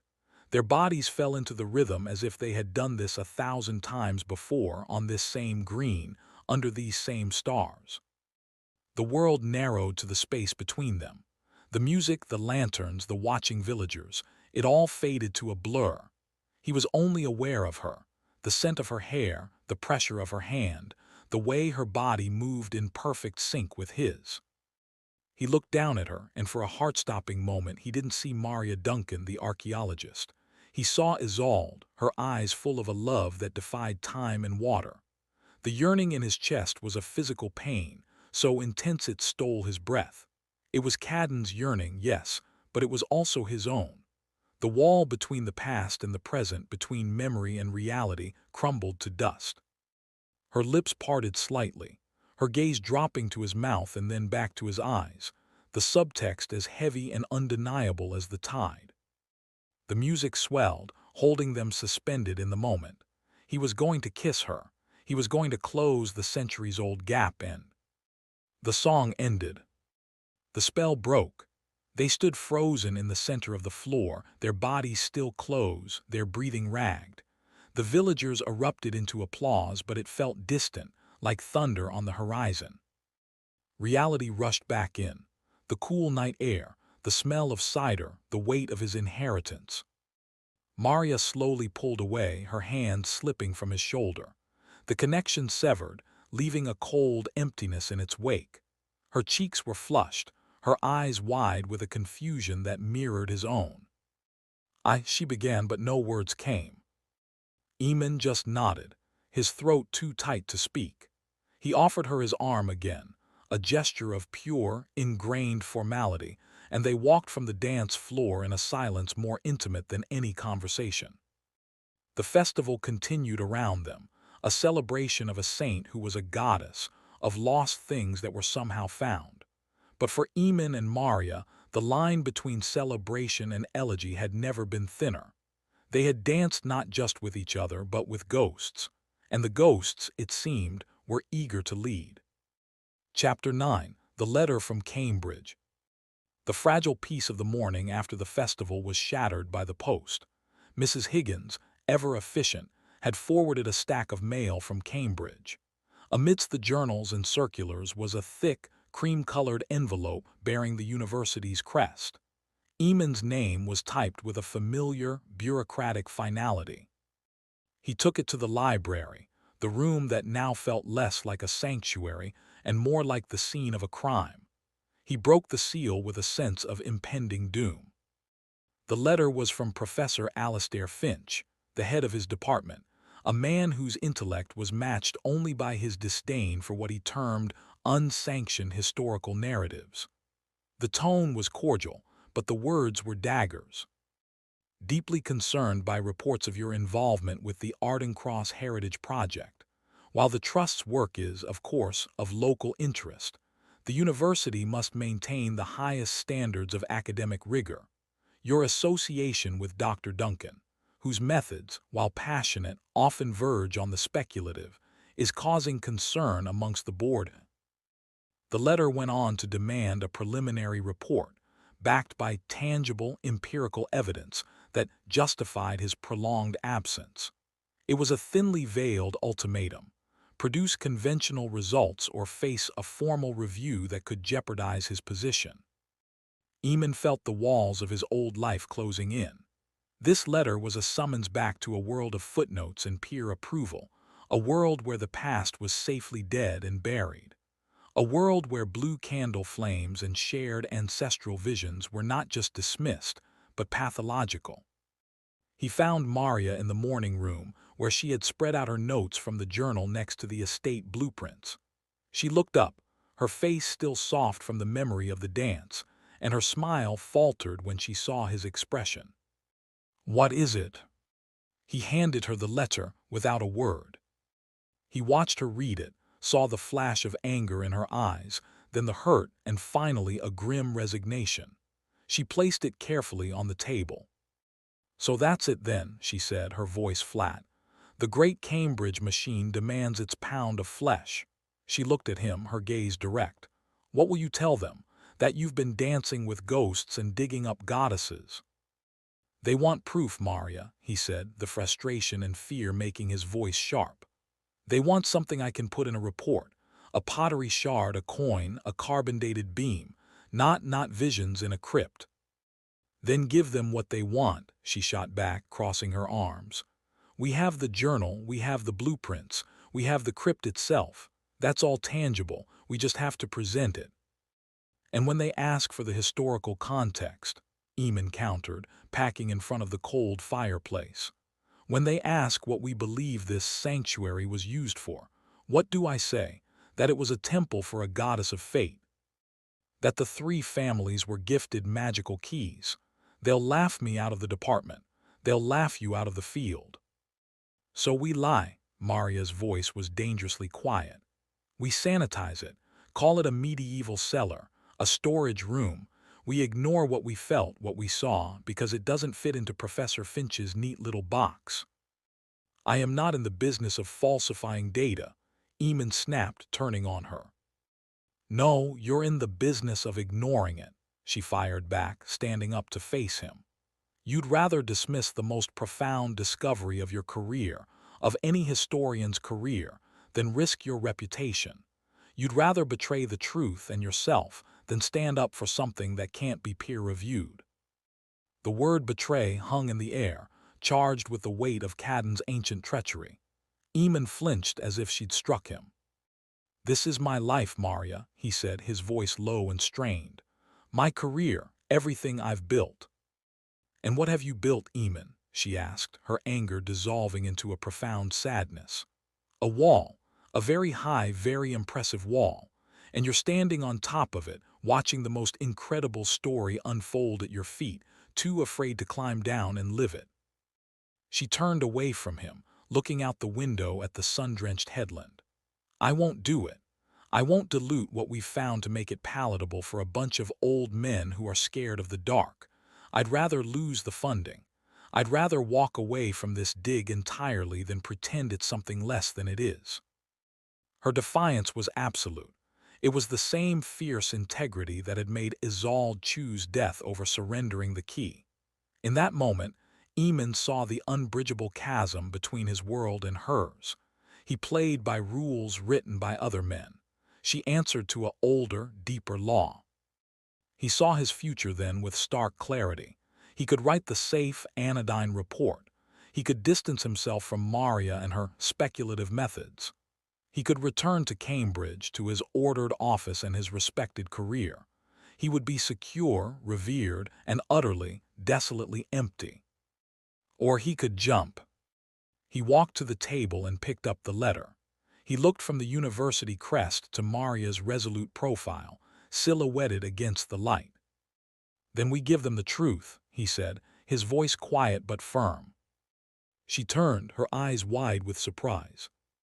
"The whole truth," he continued, a strange sense of calm settling over him. "We document the journal, we map the crypt, we present the alignment of the folklore, the architecture, and the primary source. We may not mention the sensory experiences, but we will not dismiss the central thesis. We will argue with all the evidence we have that Ardencross was a site of pre-Christian worship and that the Triskelion legend has a basis in historical fact." He was risking everything: his job, his reputation, his entire identity. But as he said the words, he felt the heavy, familiar weight of his father's watch in his pocket and the even heavier weight of Cadden's guilt. He had spent a lifetime building walls. It was time to see what lay on the other side. Maria's expression shifted from surprise to a dawning, radiant hope. She took a step toward him. "They'll crucify you." "Perhaps," he conceded, "but it's the truth, and you were right, it's a truth that deserves to be told." It wasn't a declaration of love. It wasn't a grand, romantic gesture. It was something more profound for them. It was an act of faith. He was choosing her version of the world over his own. The tension between them broke, replaced by a surge of fierce, shared purpose. The professional rivalry was gone, burned away in the crypt and on the dance floor. What remained was a partnership forged in trust. "Okay," she whispered, a slow smile spreading across her face. "Okay, then." For the first time since he'd arrived at Ardencross, Eamon felt a flicker of something that wasn't dread or cold, intellectual curiosity. It felt like the sun on his face after a long winter. It felt, terrifyingly, like the beginning of something. Chapter 10: The First Key. The decision to embrace the truth acted like a chemical catalyst, transforming the very air between them. The careful distance, the unspoken tension, evaporated, replaced by a single-minded electric focus. They were no longer historian and archaeologist, skeptic and believer. They were allies. They were hunters. They returned to the crypt at noon, the sun at its zenith, as if its rational light could somehow counterbalance the darkness below. They went armed not with lanterns this time, but with powerful electric torches, a digital camera, and a laser measurer, tools of modern science to document the preternatural. The descent felt different. The fear was still there, a cold knot in Eamon's stomach, but it was now secondary to purpose. He led the way, his movements sure, his torch beam cutting a clean, white path through the dust and shadow. The crypt was exactly as they had left it, yet utterly changed. In the stark, modern light, the carvings on the walls were sharper, the murals more defined. The pool of black water in the center seemed shallower, as if the storm had drained some of it away. "There," Maria said, her voice echoing softly. She pointed her beam at the keystone, the eye of the goddess. The palm-sized depression where she had placed her hand seemed to gleam, as if worn smoother by an eternity of touches. Eamon approached it, his historian's instincts fully engaged. He photographed the stone from every angle, measured its dimensions, and noted the precise alignment of the spirals. "The journal said the key was hidden where memory sleeps," Maria murmured, running her own light over the surrounding stone. "It has to be here. The vision, Isolde, was protecting it here." They worked in tandem, a perfectly synchronized team. Maria, with her intuitive understanding of space and ritual, would suggest a possibility. Eamon, with his analytical mind, would test it, disproving or validating her theories with methodical precision. They tapped stones, searching for hollows. They examined the carvings for hidden levers or pressure points. After an hour, they had found nothing. Frustration began to curdle the air. Eamon could feel the shadow of Professor Finch's letter looming. What if it was all a delusion? What if the key was merely metaphorical, and he had thrown his career away for a poet's fantasy? "It's here," Maria insisted, her jaw set with a stubborn faith that defied logic. She placed her hand back into the depression on the keystone. "I know it is." The moment her skin made contact, the ground trembled. It was not a subtle shift. It was a deep, groaning shudder that rose from the very bowels of the earth. The walls of the crypt groaned, and dust and small stones rained down from the ceiling. The pool of water rippled, sloshing over its edges. "Earthquake!" Eamon shouted, grabbing Maria's arm to pull her away from the unstable wall. But she held her ground, her hands still pressed to the stone, her eyes wide not with fear but with revelation. "It's not an earthquake, it's answering." With a sound of grinding rock that set Eamon's teeth on edge, the section of wall containing the keystone began to shift. The massive stone slid inwards and then sideways, revealing a dark, narrow crevice that had been perfectly sealed for centuries. The trembling stopped as suddenly as it had begun. The only sound was their ragged breathing and the drip of water. Eamon shone his torch into the opening. The beam illuminated a small, alcove-like niche, and there, resting on a pedestal of pure, milky quartz, was the key. It was silver, but not the bright, polished silver of a modern trinket. This was ancient, dark silver, the color of a moon-shadowed sea. It was about the length of his hand, its shaft engraved with runes that seemed to shift and writhe in the torchlight. The bow was formed of 3 interlocking spirals, the Triskelion, and at its center, a single, perfect moonstone pulsed with a soft, internal light. The key of memory. It was real. It was undeniably, impossibly real. Eamon's breath caught in his throat. Every doubt, every logical argument, every safe, scholarly principle he had ever held, shattered into irrelevance before the physical reality of the object in front of him. Maria reached for it, her hand trembling, but she paused, her fingers inches away, and looked at Eamon. "You do it." The significance of the gesture was not lost on him. She was ceding the discovery to him, the keeper, the scholar. He swallowed, his mouth dry. He reached into the niche. His fingers closed around the shaft. It was warm. The moment he lifted it from the quartz pedestal, a second, more powerful vision slammed into them, not of the past, but of the present and future. They saw Rowan, his face smudged with soot, standing in a forest blazing with unnatural fire, a bronze key glowing in his grip. They saw Thalia, her hands wreathed in flame, her eyes full of terror and power. They saw Edward holding a golden key, his face anguished, standing before a raging sea as a woman with June's face was pulled beneath the waves. The images were swift, chaotic, a torrent of prophecy. Then a voice, calm and vast as the ocean, filled the crypt, speaking not to their ears but to their souls. It was the same voice from the first vision, the voice of the goddess. The first key is awakened, the keeper of memory is named. But when three hearts awaken, the shadow stirs. It feeds on your fear, it thrives in your silence. Remember this. The voice faded, and the vision with it. They were back in the crypt, clutching each other for support, the silver key solid and heavy in Eamon's hand. The triumph was immediate and overwhelming. Maria let out a choked laugh that was half a sob, her eyes shining with tears of vindication. "We found it, Eamon, we found it." He looked from her radiant face to the key in his hand. A feeling of rightness, of destiny, settled over him. This was his purpose, not the dusty halls of Cambridge, but this, her, the key, the fight. But the goddess's warning echoed in the silence that followed. The shadow stirs. As if on cue, the temperature in the crypt plummeted. The torches flickered, their beams growing weak and jaundiced. From the dark corners of the cavern, the shadows themselves began to deepen, to coalesce.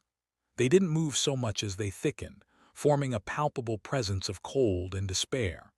A low, rhythmic sound began to echo, the drip of water transforming into the sound of a slow, malicious heartbeat. The pool of water in the center of the crypt began to bubble, not with heat but with a foul, icy chill. The water turned blacker than pitch, and from its depths, a faint, sickly green light began to glow. The key in Eamon's hand flared, its silver light a small, defiant star against the encroaching darkness. "We have to go," Maria whispered, her voice tight with a new primal fear.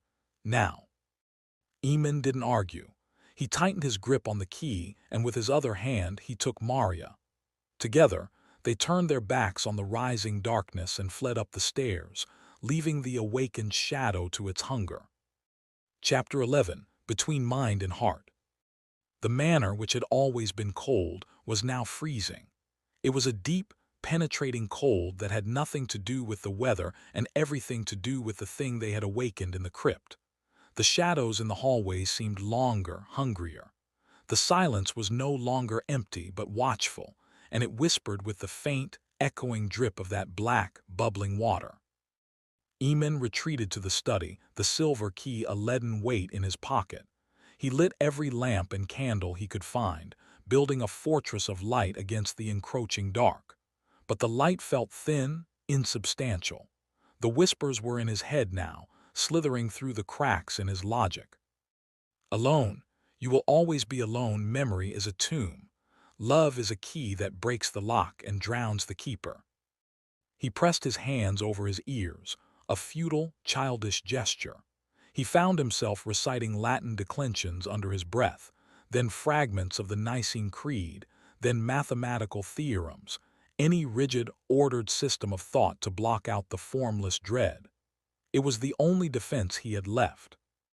The key of memory. He had it. He had proof of the impossible, and it was tearing him apart. His mind, his beautiful, rational mind, was a city under siege. The walls were crumbling, and the invaders were not barbarians but ghosts. He saw his mother's face, not as a faded photograph, but as a living, smiling woman, turning to walk into the sea mist. The grief he had locked away for 2 decades broke its bonds, merging with Cadden's loss of Isolde until he could no longer tell whose heart was breaking in his chest. He was a palimpsest, his own life written over by another's, and the ink was bleeding through. A soft knock at the door made him jump. He didn't answer. Maria entered anyway. She stood there, her arms wrapped around herself, her face pale but resolute. She had felt the cold, heard the whispers too, but where he was building barricades, she was standing her ground. "Eamon," she said softly. He didn't look at her. He kept his gaze fixed on the flames in the fireplace as if they could burn away the chaos in his mind. "It's in my head, Maria," he whispered, his voice raw. "The whispers, the cold, it's feeding on everything." "I know," she took a step closer. "It feeds on isolation, that's what the goddess said. It thrives in silence." "So what do we do?" he asked, a note of desperation creeping into his tone. "Chatter incessantly, Fill the silence with noise until it goes away. No, she said, moving to stand beside his chair. We fill it with truth. We stop pretending we aren't terrified. We stop pretending this isn't happening. He finally looked up at her. The lamplight caught the silver tracks of tears on her cheeks. She was just as afraid as he was, but she wasn't hiding from it. She was feeling it, all of it, and choosing to stand anyway. My whole life, he began, the words catching in his throat. My whole life I believed that if I could just be smart enough, just controlled enough, I could understand the world. I could keep the pain out. But this is a truth that doesn't care about my understanding. It's a truth that just is, and it's going to break me. It's not going to break you, she said, her voice fierce with conviction. She knelt before him, her hands coming to rest on his knees, her gaze holding his. It's going to remake you. You've spent your life building with stone and logic, Eamon. But some things can't be built that way. Some things can only be grown, like trust, like faith. Her touch was a brand of warmth through the fabric of his trousers, a tiny point of heat in the freezing room. He could feel the fear vibrating through her fingertips, but also the unwavering strength. I don't know how, he admitted, the confession a surrender. It was the most vulnerable thing he had ever said. You don't have to know, she whispered. You just have to stop fighting it, you just have to feel. She leaned in slowly, giving him every chance to pull away, to retreat behind his walls. But he was tired of the cold, tired of the silence, tired of being alone in the echoing fortress of his own mind. He met her halfway. The kiss was not passionate or demanding. It was soft, terrified, a question and an answer in the same breath. It was the quiet, desperate touch of two survivors in a lifeboat finding proof of life in each other. It was a surrender. As their lips met, the silver key in his pocket flared with a sudden, warm pulse. The whispering in his mind didn't stop, but it faded, becoming a distant murmur, overshadowed by the simple, profound reality of her mouth on his, her hands on his face, her breath mingling with his. He was not breaking. He was remembering what it was to be whole.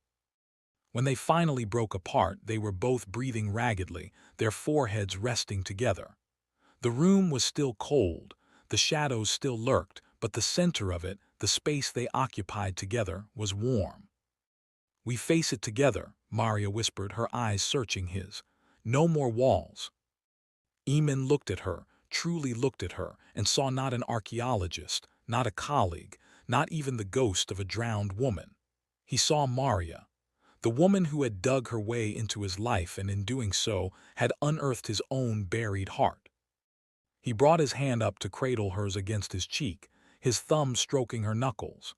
The gesture was clumsy, unpracticed, but utterly sincere. No more walls, he agreed, his voice rough with emotion. He didn't know how to fight a shadow. He didn't know how to mend a broken pact. But he knew, with a certainty that went deeper than any academic proof, that he would not face it alone. And for the first time since he was a boy, the thought of not being alone didn't terrify him. It was the only thing that made him feel safe. Chapter 12. The Shadow Rises. The warmth of their connection was a fragile flame in the vast, cold darkness of the manor. For a few hours it held. They stayed in the study, talking in hushed tones, not of keys or goddesses, but of small human things. Eamon told her about the housekeeper who had taught him to play chess. Maria confessed a childhood fear of deep water, a confession that now held a terrible, prophetic weight. They built a small, bright world within the walls of the room, and the whispers receded to a distant hiss. But the house would not be ignored. It began subtly. A portrait in the hall would be crooked when they passed, though neither remembered touching it. The scent of rot and salt would waft from a room they had just left. The cold intensified, seeping under doors and through the stone, until their breath misted in the air even before the fire. Then the mirrors clouded. Eamon noticed it first. The large, gilt-framed mirror above the study fireplace, which had reflected their huddled forms, was now opaque, covered in a thick gray film. He stood and wiped it with his sleeve, but the smear only deepened, the glass turning a murky, swirling gray, like water mixed with ash. "Eamon," Maria said, her voice tight. She was pointing at the window. He turned. The glass was clouding from the inside, the view of the moonlit cliffs vanishing behind the same churning gray. It was happening all around them. Every reflective surface was turning into a window to a formless, seething void. "See yourself, alone, always alone." The whisper was no longer in his head. It was in the room, a sibilant rustle that came from the walls themselves. "It's getting stronger," Maria whispered, pressing closer to him. Eamon's mind, no longer fighting the truth, began to work with it. He was a historian. He analyzed patterns. The goddess said it feeds on suppressed emotion, on isolation. He looked at Maria, his eyes wide with realization. "We stopped suppressing. We're not isolated, so it's retaliating. It's trying to separate us, to make us afraid again." As if in response, the clouded mirrors began to change. Images flickered within the gray. Not the clear, brutal visions of the crypt, but distorted, nightmarish reflections. Eamon saw himself standing alone in the Cambridge Library, the shelves stretching into infinity, his own face gaunt and hopeless. Maria saw herself as a child, lost in a rain-soaked city, calling for a family that never turned around. The shadow was showing them their deepest fears, the fear of a life of lonely intellect, the fear of eternal displacement. "Don't look," Eamon said, pulling her face into his shoulder. "It's lies." But the house had more than lies in its arsenal. A new sound joined the whispers, the sound of water. Not the gentle drip from the crypt, but the rush of a tidal wave building in the walls under the floorboards. The air grew damp, the smell of the sea overwhelming. Then the floor itself began to weep. Icy, briny water seeped up between the floorboards, pooling on the Persian rug, staining the dark wood. "It's pulling the sea inside," Maria gasped, her terror a palpable force. The water level rose with unnatural speed, ankle-deep in moments, shockingly cold. It wasn't just water, it was memory given form.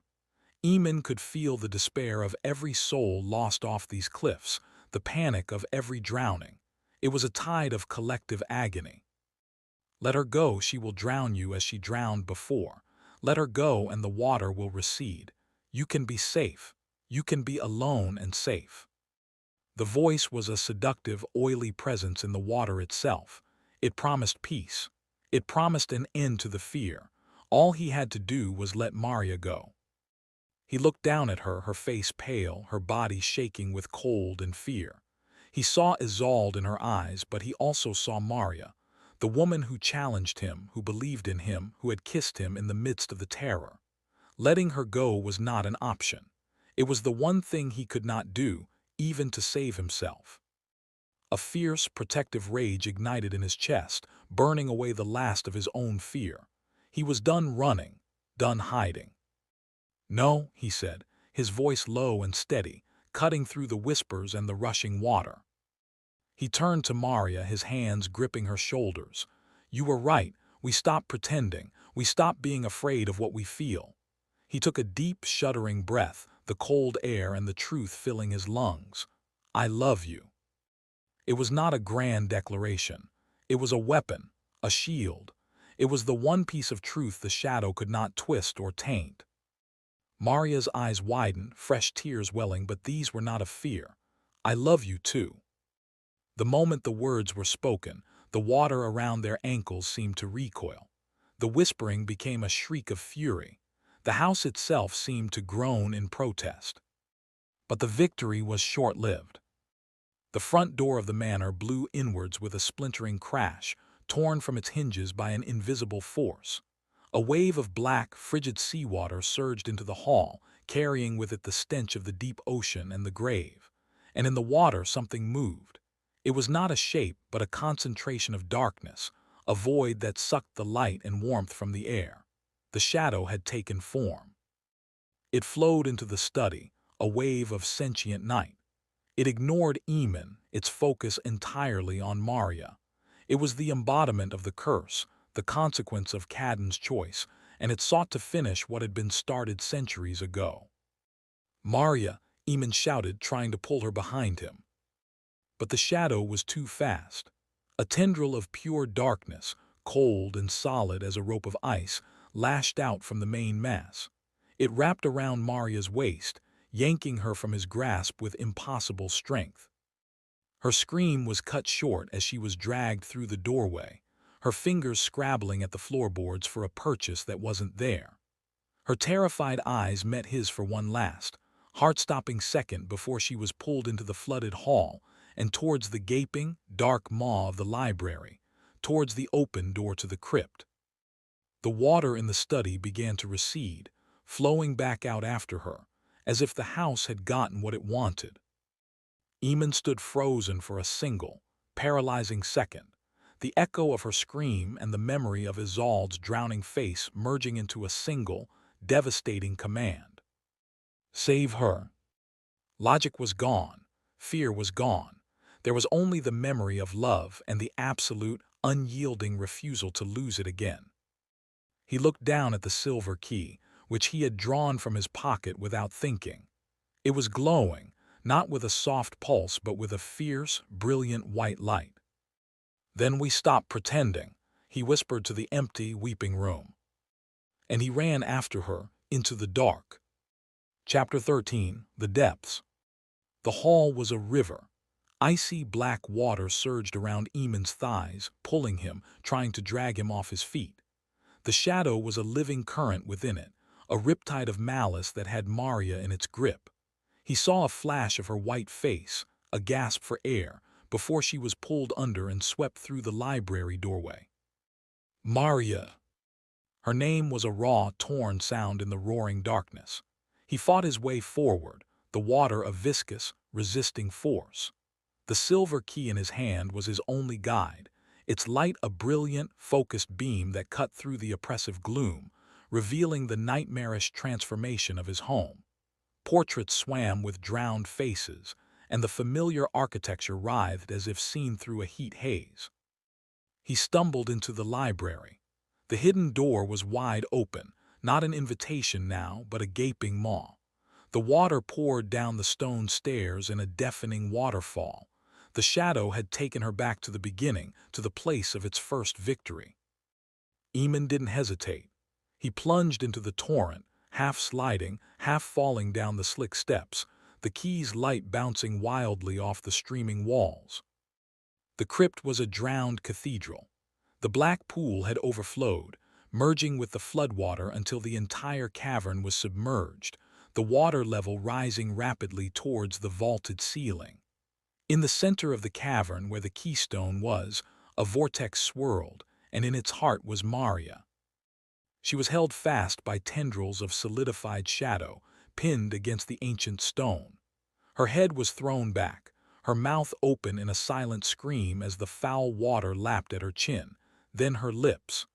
The vision from the keystone was replaying in brutal, real-time horror. Isolde, the water, the key, the choice. The shadow loomed over her, a pillar of swirling darkness and screaming silence. It had no face, but Eamon felt its attention fix on him, a pressure that threatened to shatter his sanity.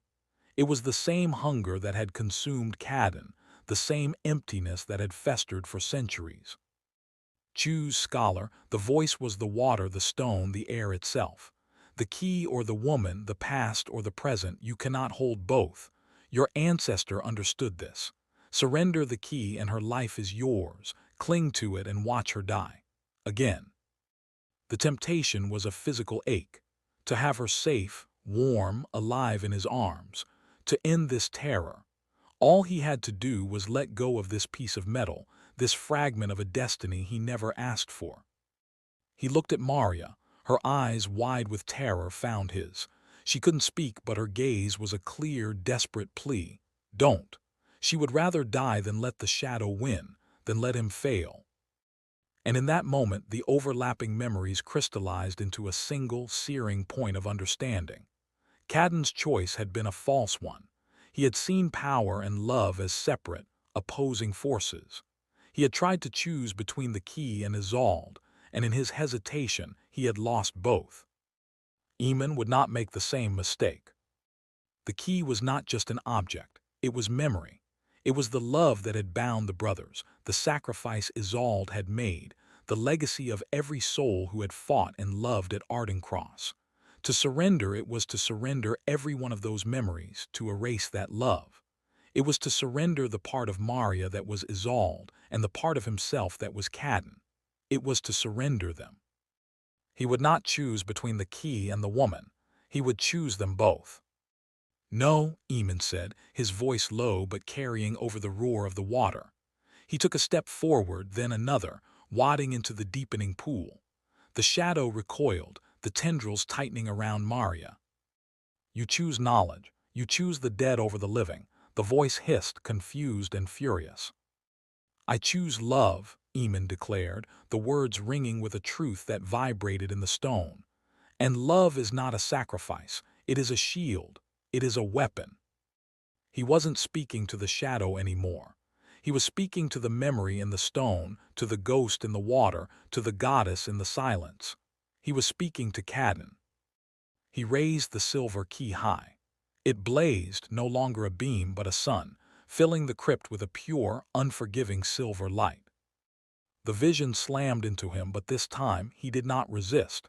He embraced it. He was Cadden standing in this same spot, the real key heavy in his hand. Isolde was before him, the water rising. The shadow demanded his choice. He felt Cadden's terror, his pride, his desperate, calculating mind trying to find a way to cheat fate. He felt the moment Cadden's resolve fractured, the moment he looked from Isolde's face to the key and saw two separate things. "I choose her," Eamon whispered into the past, his voice layered with Cadden. "I choose her and I choose this. They are the same, I choose us."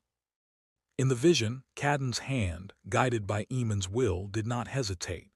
He did not try to hide the key or use it for power. Instead, as the water took Isolde, he thrust the key towards her, not as an object to be saved but as a promise.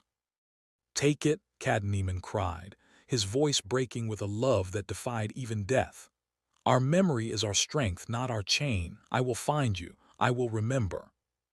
The vision shattered. In the present, the silver key in Eamon's hand flared with incandescent power. The light was not just silver anymore. It was the color of forgiveness, of a vow fulfilled across time. The light struck the shadow. It did not destroy it. It remembered it. The brilliant light illuminated the formless darkness, and within it, Eamon saw the source, the twisted, agonized spirit of the eldest brother, forever trapped in the moment of his betrayal, his pride and fear given form as this eternal hunger. The shadow screamed, a sound of infinite loss and recognition. It could not exist in the face of this unconditional, unifying love. The tendrils holding Maria dissolved into smoke. The vortex stilled. The water, no longer fueled by despair, began to recede, draining away as quickly as it had come. Maria collapsed into the shallow water, coughing and gasping. Eamon was at her side in an instant, pulling her into his arms, holding her shaking body against his chest. "You chose," she rasped, her voice raw, her hands clutching his shirt. "You chose both." "There was no other choice," he said into her wet hair, his own tears mixing with the crypt water on her skin. "There never was." The key's light softened, dimming to a gentle, steady glow. The oppressive weight in the crypt lifted. The darkness was not gone, but it was pacified, pushed back into the corners, its power broken by the simple, impossible act of a love that refused to be divided. As dawn's first light began to filter faintly down the stairwell, Eamon Marsh held the woman he loved in the place where they had once been lost, and knew, with a certainty that settled deep in his soul, that he was finally home. Chapter 14: The Return. The first thing Eamon became aware of was the silence. It was no longer a waiting, predatory silence, but a deep, exhausted peace, like the world holding its breath after a storm. The only sounds were their ragged breathing and the gentle, natural drip of water from the cavern roof. The second thing was the warmth. Maria lay against his chest, shivering uncontrollably, her clothes soaked through. He held her tighter, his own body trembling with adrenaline and spent emotion. The silver key, which had blazed with the power of a star, now lay cool and dark on the wet stone beside them. Its work was done. Is it over?" Maria whispered, her voice a raw thread of sound. Eamon looked around. The crypt was returning to itself. The water had receded, leaving behind glistening, clean stone and a few placid puddles that reflected the faint, pre-dawn light now filtering down the stairwell. The oppressive weight, the sentient cold, was gone. The shadow was not destroyed. He could still feel its presence, a dormant poison in the veins of the estate, but its grip was broken. "For now," he said, his voice hoarse. He stroked her wet hair, a gesture that felt both incredibly new and as natural as breathing. "It's over for now." He helped her to her feet. She was unsteady, leaning heavily on him, but her eyes, when they met his, were clear. They held no trace of the terror that had filled them moments before. Instead, they held a quiet, unshakable knowledge. They had faced the abyss together, and they had not fallen. Slowly they made their way up the stairs. Their progress was slow, each step a minor victory. When they emerged into the library, the scene was one of surreal normalcy. The hidden door was closed, the bookcase back in place. The only evidence of the night's battle was the lingering dampness in the air and the water-stained rug. They didn't stop. Eamon led her through the hall, past the portrait he'd seen crooked, now straight, and out the heavy front door, which stood open and splintered, a stark reminder of the force that had invaded. They emerged onto the cliff top as the sun broke the horizon. Dawn over the North Atlantic was a slow, magnificent fire. The sky bled from indigo to rose to a searing, liquid gold that set the sea ablaze. The waves, which had been monstrous and black hours before, now crashed against the cliffs in rhythms of breathtaking power and beauty, their spray catching the light like scattered diamonds. The air was clean and sharp, washed pure by the storm and their struggle. They stood there hand in hand, watching the light spread across the world, feeling its warmth slowly seep into their chilled bones. It was more than a new day. It was a new creation. Maria turned to him, the rising sun setting her hair aflame and gilding the tears still on her cheeks. "You saved me." "We saved each other," he corrected softly. He brought her hand to his lips and kissed her knuckles, a gesture of reverence and possession. "You were right about everything, the memory of the land, the story, the love." He reached into his pocket and pulled out the silver key. It lay in his palm, inert, a beautiful, ancient piece of metal. The connection he had felt to it, the thrum of power, was gone. "It feels quiet," Maria said, looking at it. "Its purpose is fulfilled," Eamon said, "for now." As they watched, the first ray of direct sunlight struck the key. Instead of casting a shadow, the metal seemed to drink the light. It began to glow, not with the fierce, defensive silver of before, but with a soft, warm, golden light. It grew translucent, then transparent, like ice melting in the sun. Then it dissolved. It didn't vanish. It flowed, a stream of liquid light from Eamon's hand onto their joined ones.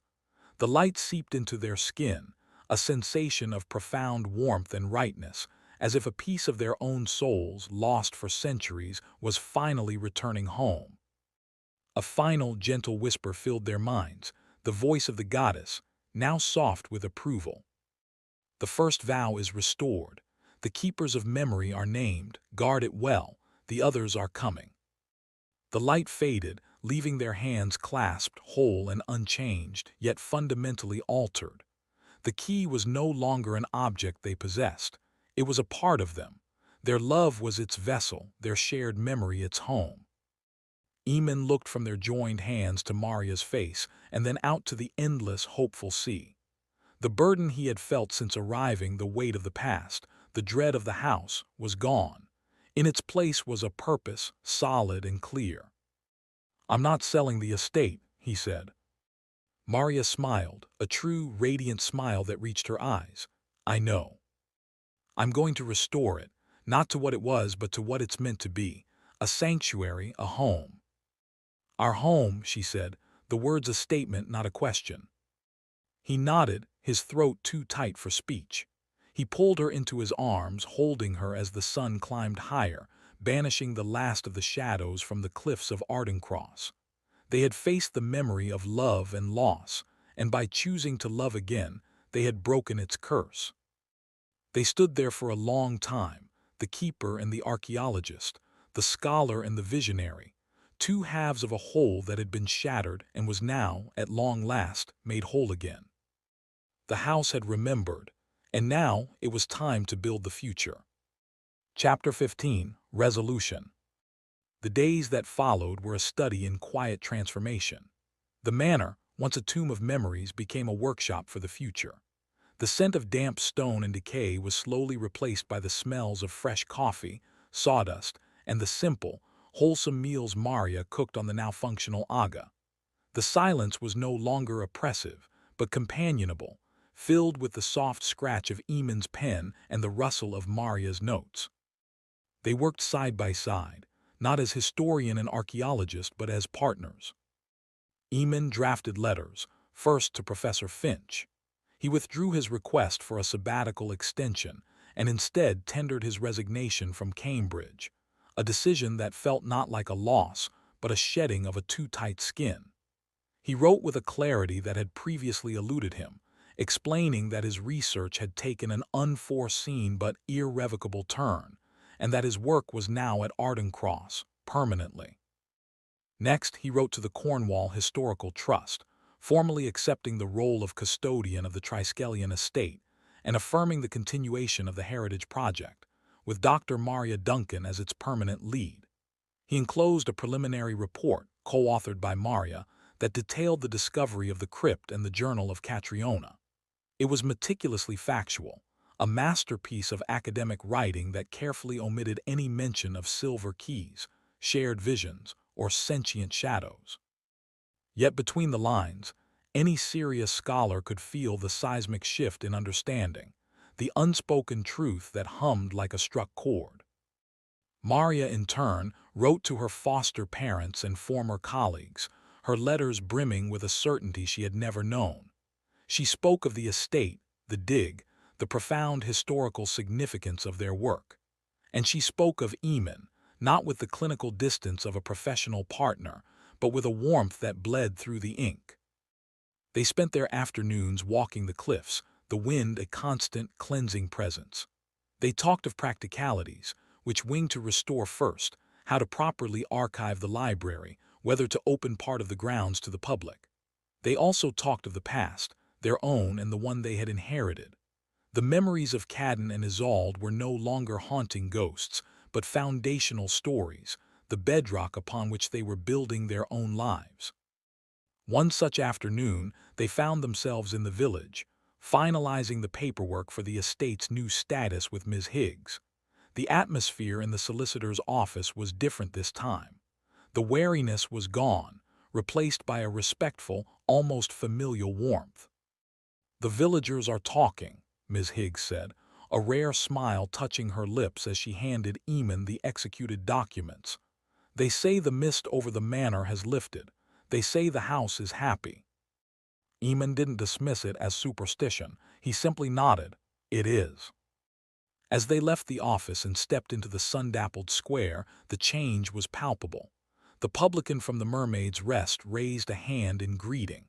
The old woman who had given Maria the heather bracelet waved from her garden. They were no longer the outsiders, the cursed marsh heir and the intrusive academic. They were the keepers. They were part of Ardencross.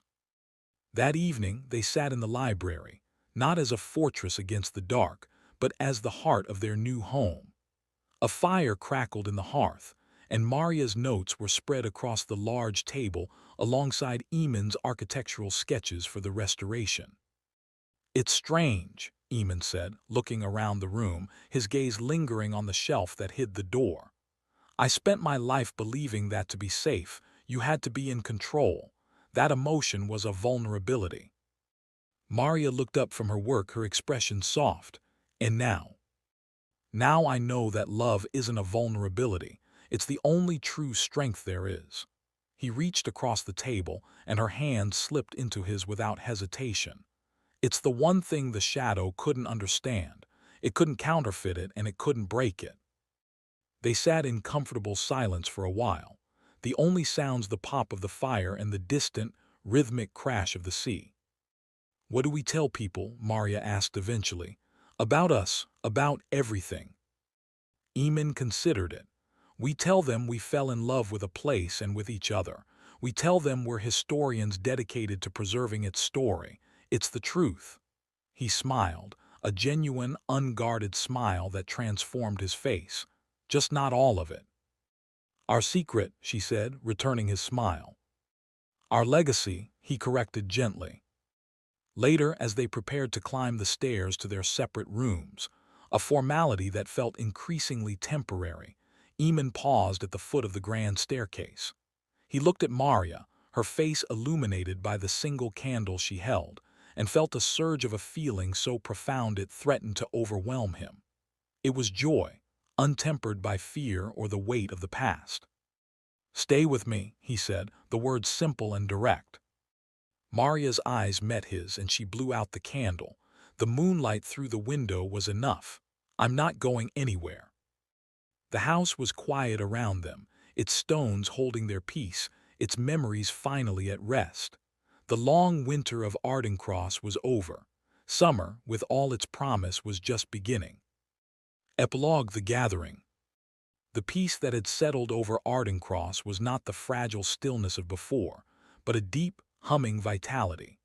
The manor, once a silhouette of sorrow against the sky, now stood with its windows thrown open to the salt air, the rhythmic tap of Eamon's hammer and the scent of fresh-cut timber testaments to its renewal. Eamon stood at the library window, Maria's hand in his, watching the sunset paint the sea in shades of fire and wine. It was a scene of such profound contentment it felt almost unreal. The silver key was gone, its power woven into the very fabric of their bond, a silent, steady warmth in his chest. "It's quiet," Maria murmured, leaning her head against his shoulder. "Not just the house, the land, it feels healed." "For now," Eamon said, the words not born of fear but of responsibility. The goddess's warning, "the others are coming," was a constant, low hum in his awareness. As the last sliver of sun dipped below the horizon, a different light caught his eye. Not the gentle silver of memory, but a fierce, orange glow from the direction of the village. A column of thick, dark smoke rose into the twilight air. "A bonfire for the equinox?" Maria asked, her voice tight. Eamon shook his head. "That's no bonfire." The distant, frantic clanging of the village fire bell confirmed his fears.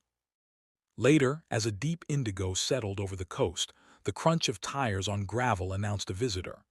Eamon opened the front door to find Rowan River standing on the steps, his motorcycle leaning on its kickstand in the drive. He was silhouetted against the night, taller and broader than Eamon remembered, his presence a shock of raw, untamed energy. The scent of wood smoke and cold night air clung to him. "Eamon," Rowan said, his voice a gravelly rumble. His face was all hard plains and sharp shadows in the porch light, his eyes, the color of weathered slate, scanning the restored hall behind Eamon with a soldier's swift assessment. "Got your letter. Something, waking beneath the cliffs. You always did have a talent for understatement." He jerked a thumb over his shoulder towards the now diminished plume of smoke. "The whole damned moor is itching to burn." Eamon stepped aside to let him in. "It's good to see you, Rowan." Rowan's gaze shifted past Eamon, landing on Maria, who had emerged from the library. A flicker of surprise, then a slow, appreciative smile touched his lips.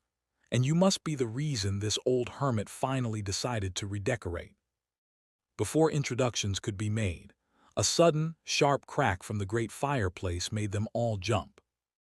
A log settling in the flames had split open, but within the heart of the fire where the embers glowed hottest, a new light pulsed.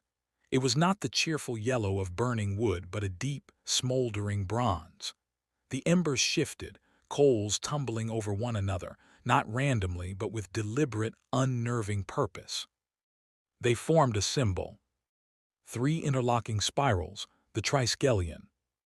But this one was not the cool silver of the key of memory. It was the color of molten metal, of a forge fire, and it pulsed in the hearth like a steady, demanding heartbeat. Rowan stared into the flames, his joking demeanor vanished, replaced by an intense, primal focus. He took a step closer, the heat making the air around him shimmer.